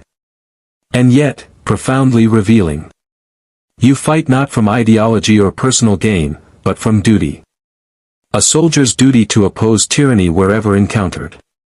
I respect that, even as I prepare to end you. You have cost the Empire resources, personnel, and strategic assets.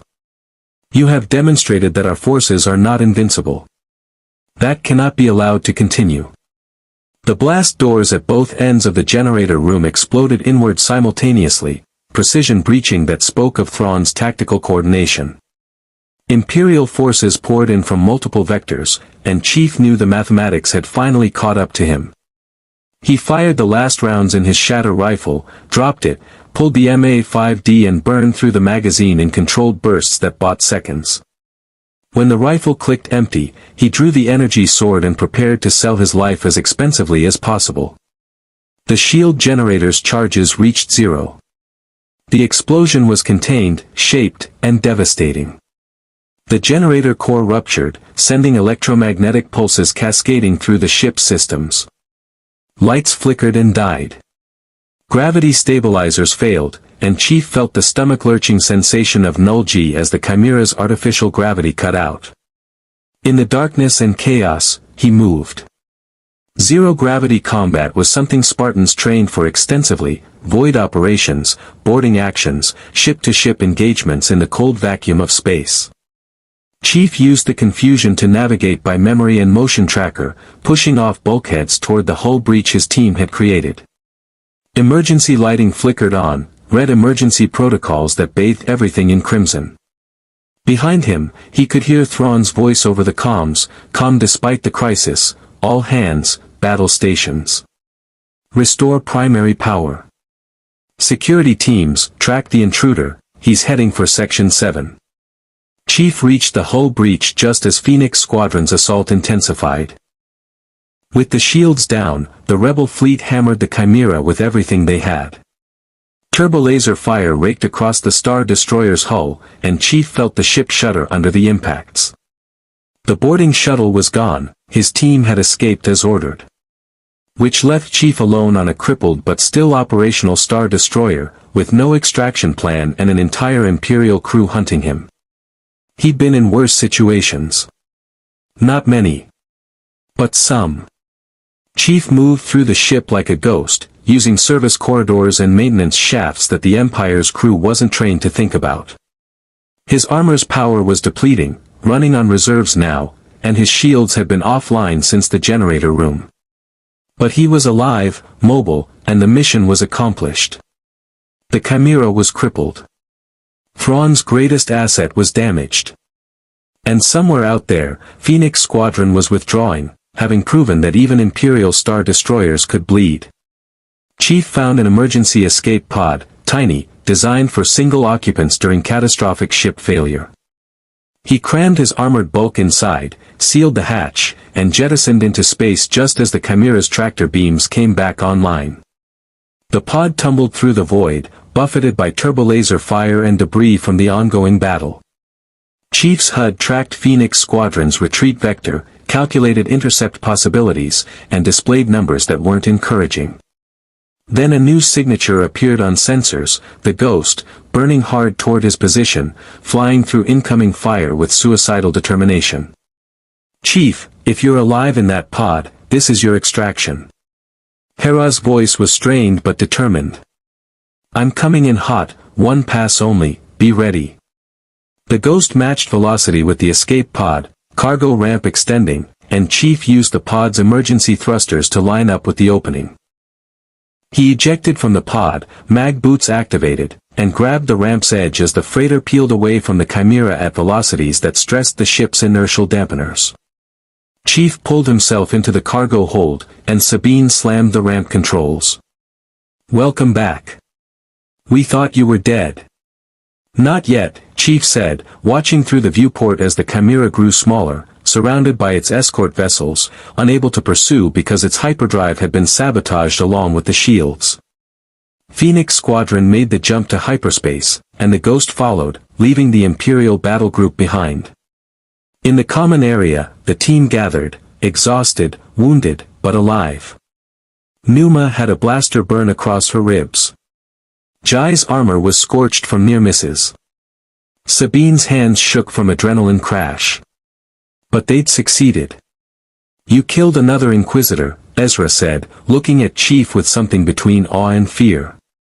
"And you fought Grand Admiral Thrawn's entire security force and escaped." "The mission succeeded," Chief corrected. "That's all that matters." "No," Hera said firmly. "What matters is we all made it back. Mission success means nothing if we lose the people who make victory possible." Chief didn't argue. He understood the sentiment even if his training disagreed. Spartans were taught that mission success superseded individual survival. But these rebels operated on different principles: human connection, loyalty to each other, fighting not just to win but to preserve what made winning worthwhile. Maybe they were right. Or maybe both philosophies were necessary for different kinds of warfare. "Thrawn will adapt," Numa said quietly. "He'll study what we did, analyze our tactics, and develop countermeasures. This victory cost us, he'll make sure the next engagement costs us more. Then we adapt faster," Chief said. "We change tactics, avoid patterns, and force him to react to us instead of predicting us." "That's the plan," Cham's voice came through the comm from Gerrel. "Phoenix Squadron is already spreading word of the victory. An Imperial Star Destroyer crippled.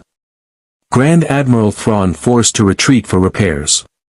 And the Demon of Lothal proving that the Empire's most powerful weapons can be beaten."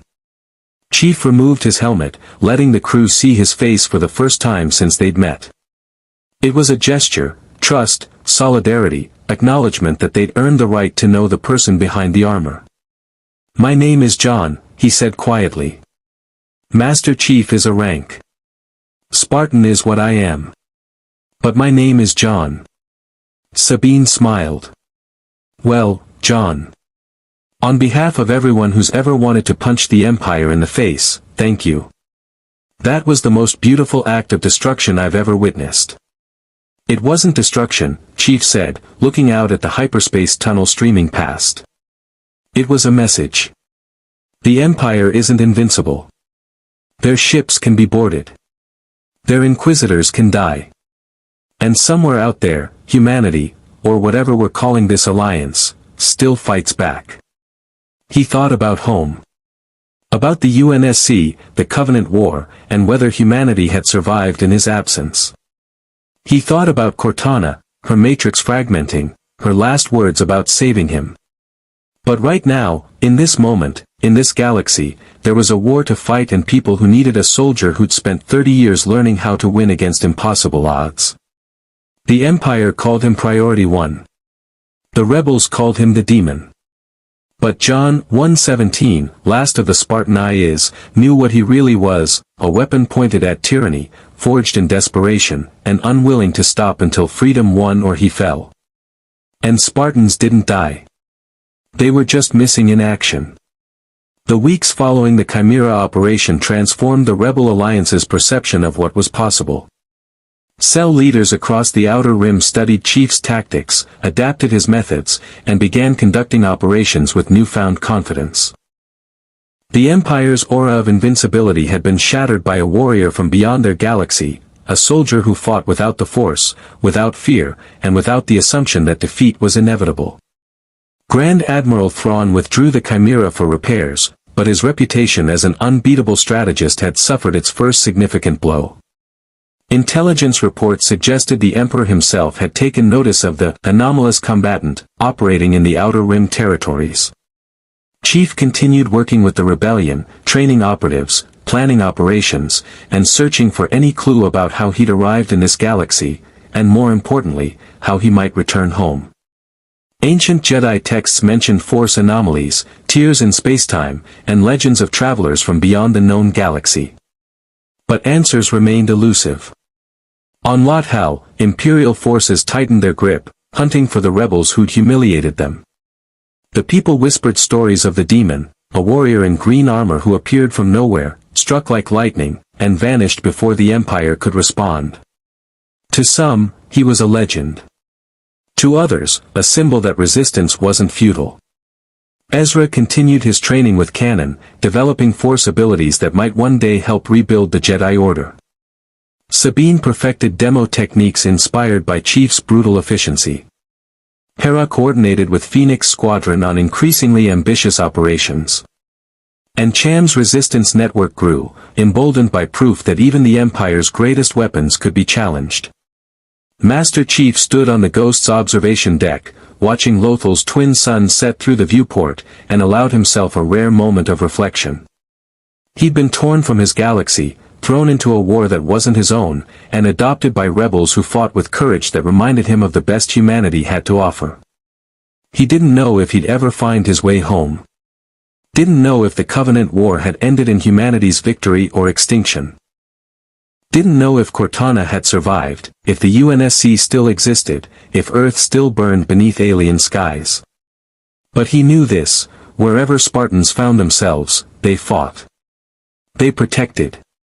They stood between civilization and those who would destroy it. And in this galaxy far, far away, tyranny had learned what the Covenant learned decades ago, that some warriors don't stop, don't surrender, and don't accept defeat. They called him the Demon of Lothal. The Empire designated him Priority 1. But John 1:17 knew what he truly was, a soldier far from home, fighting a familiar war in an unfamiliar place, proving that courage and skill transcended galaxies. The Force bound all things in this universe, connecting every living being in an invisible web of energy and destiny. But Master Chief didn't need the Force. He had something better: 30 years of experience fighting impossible odds, the training of humanity's greatest warriors, and the absolute conviction that freedom was worth any sacrifice. The Empire would learn, as the Covenant had learned, that some enemies don't quit.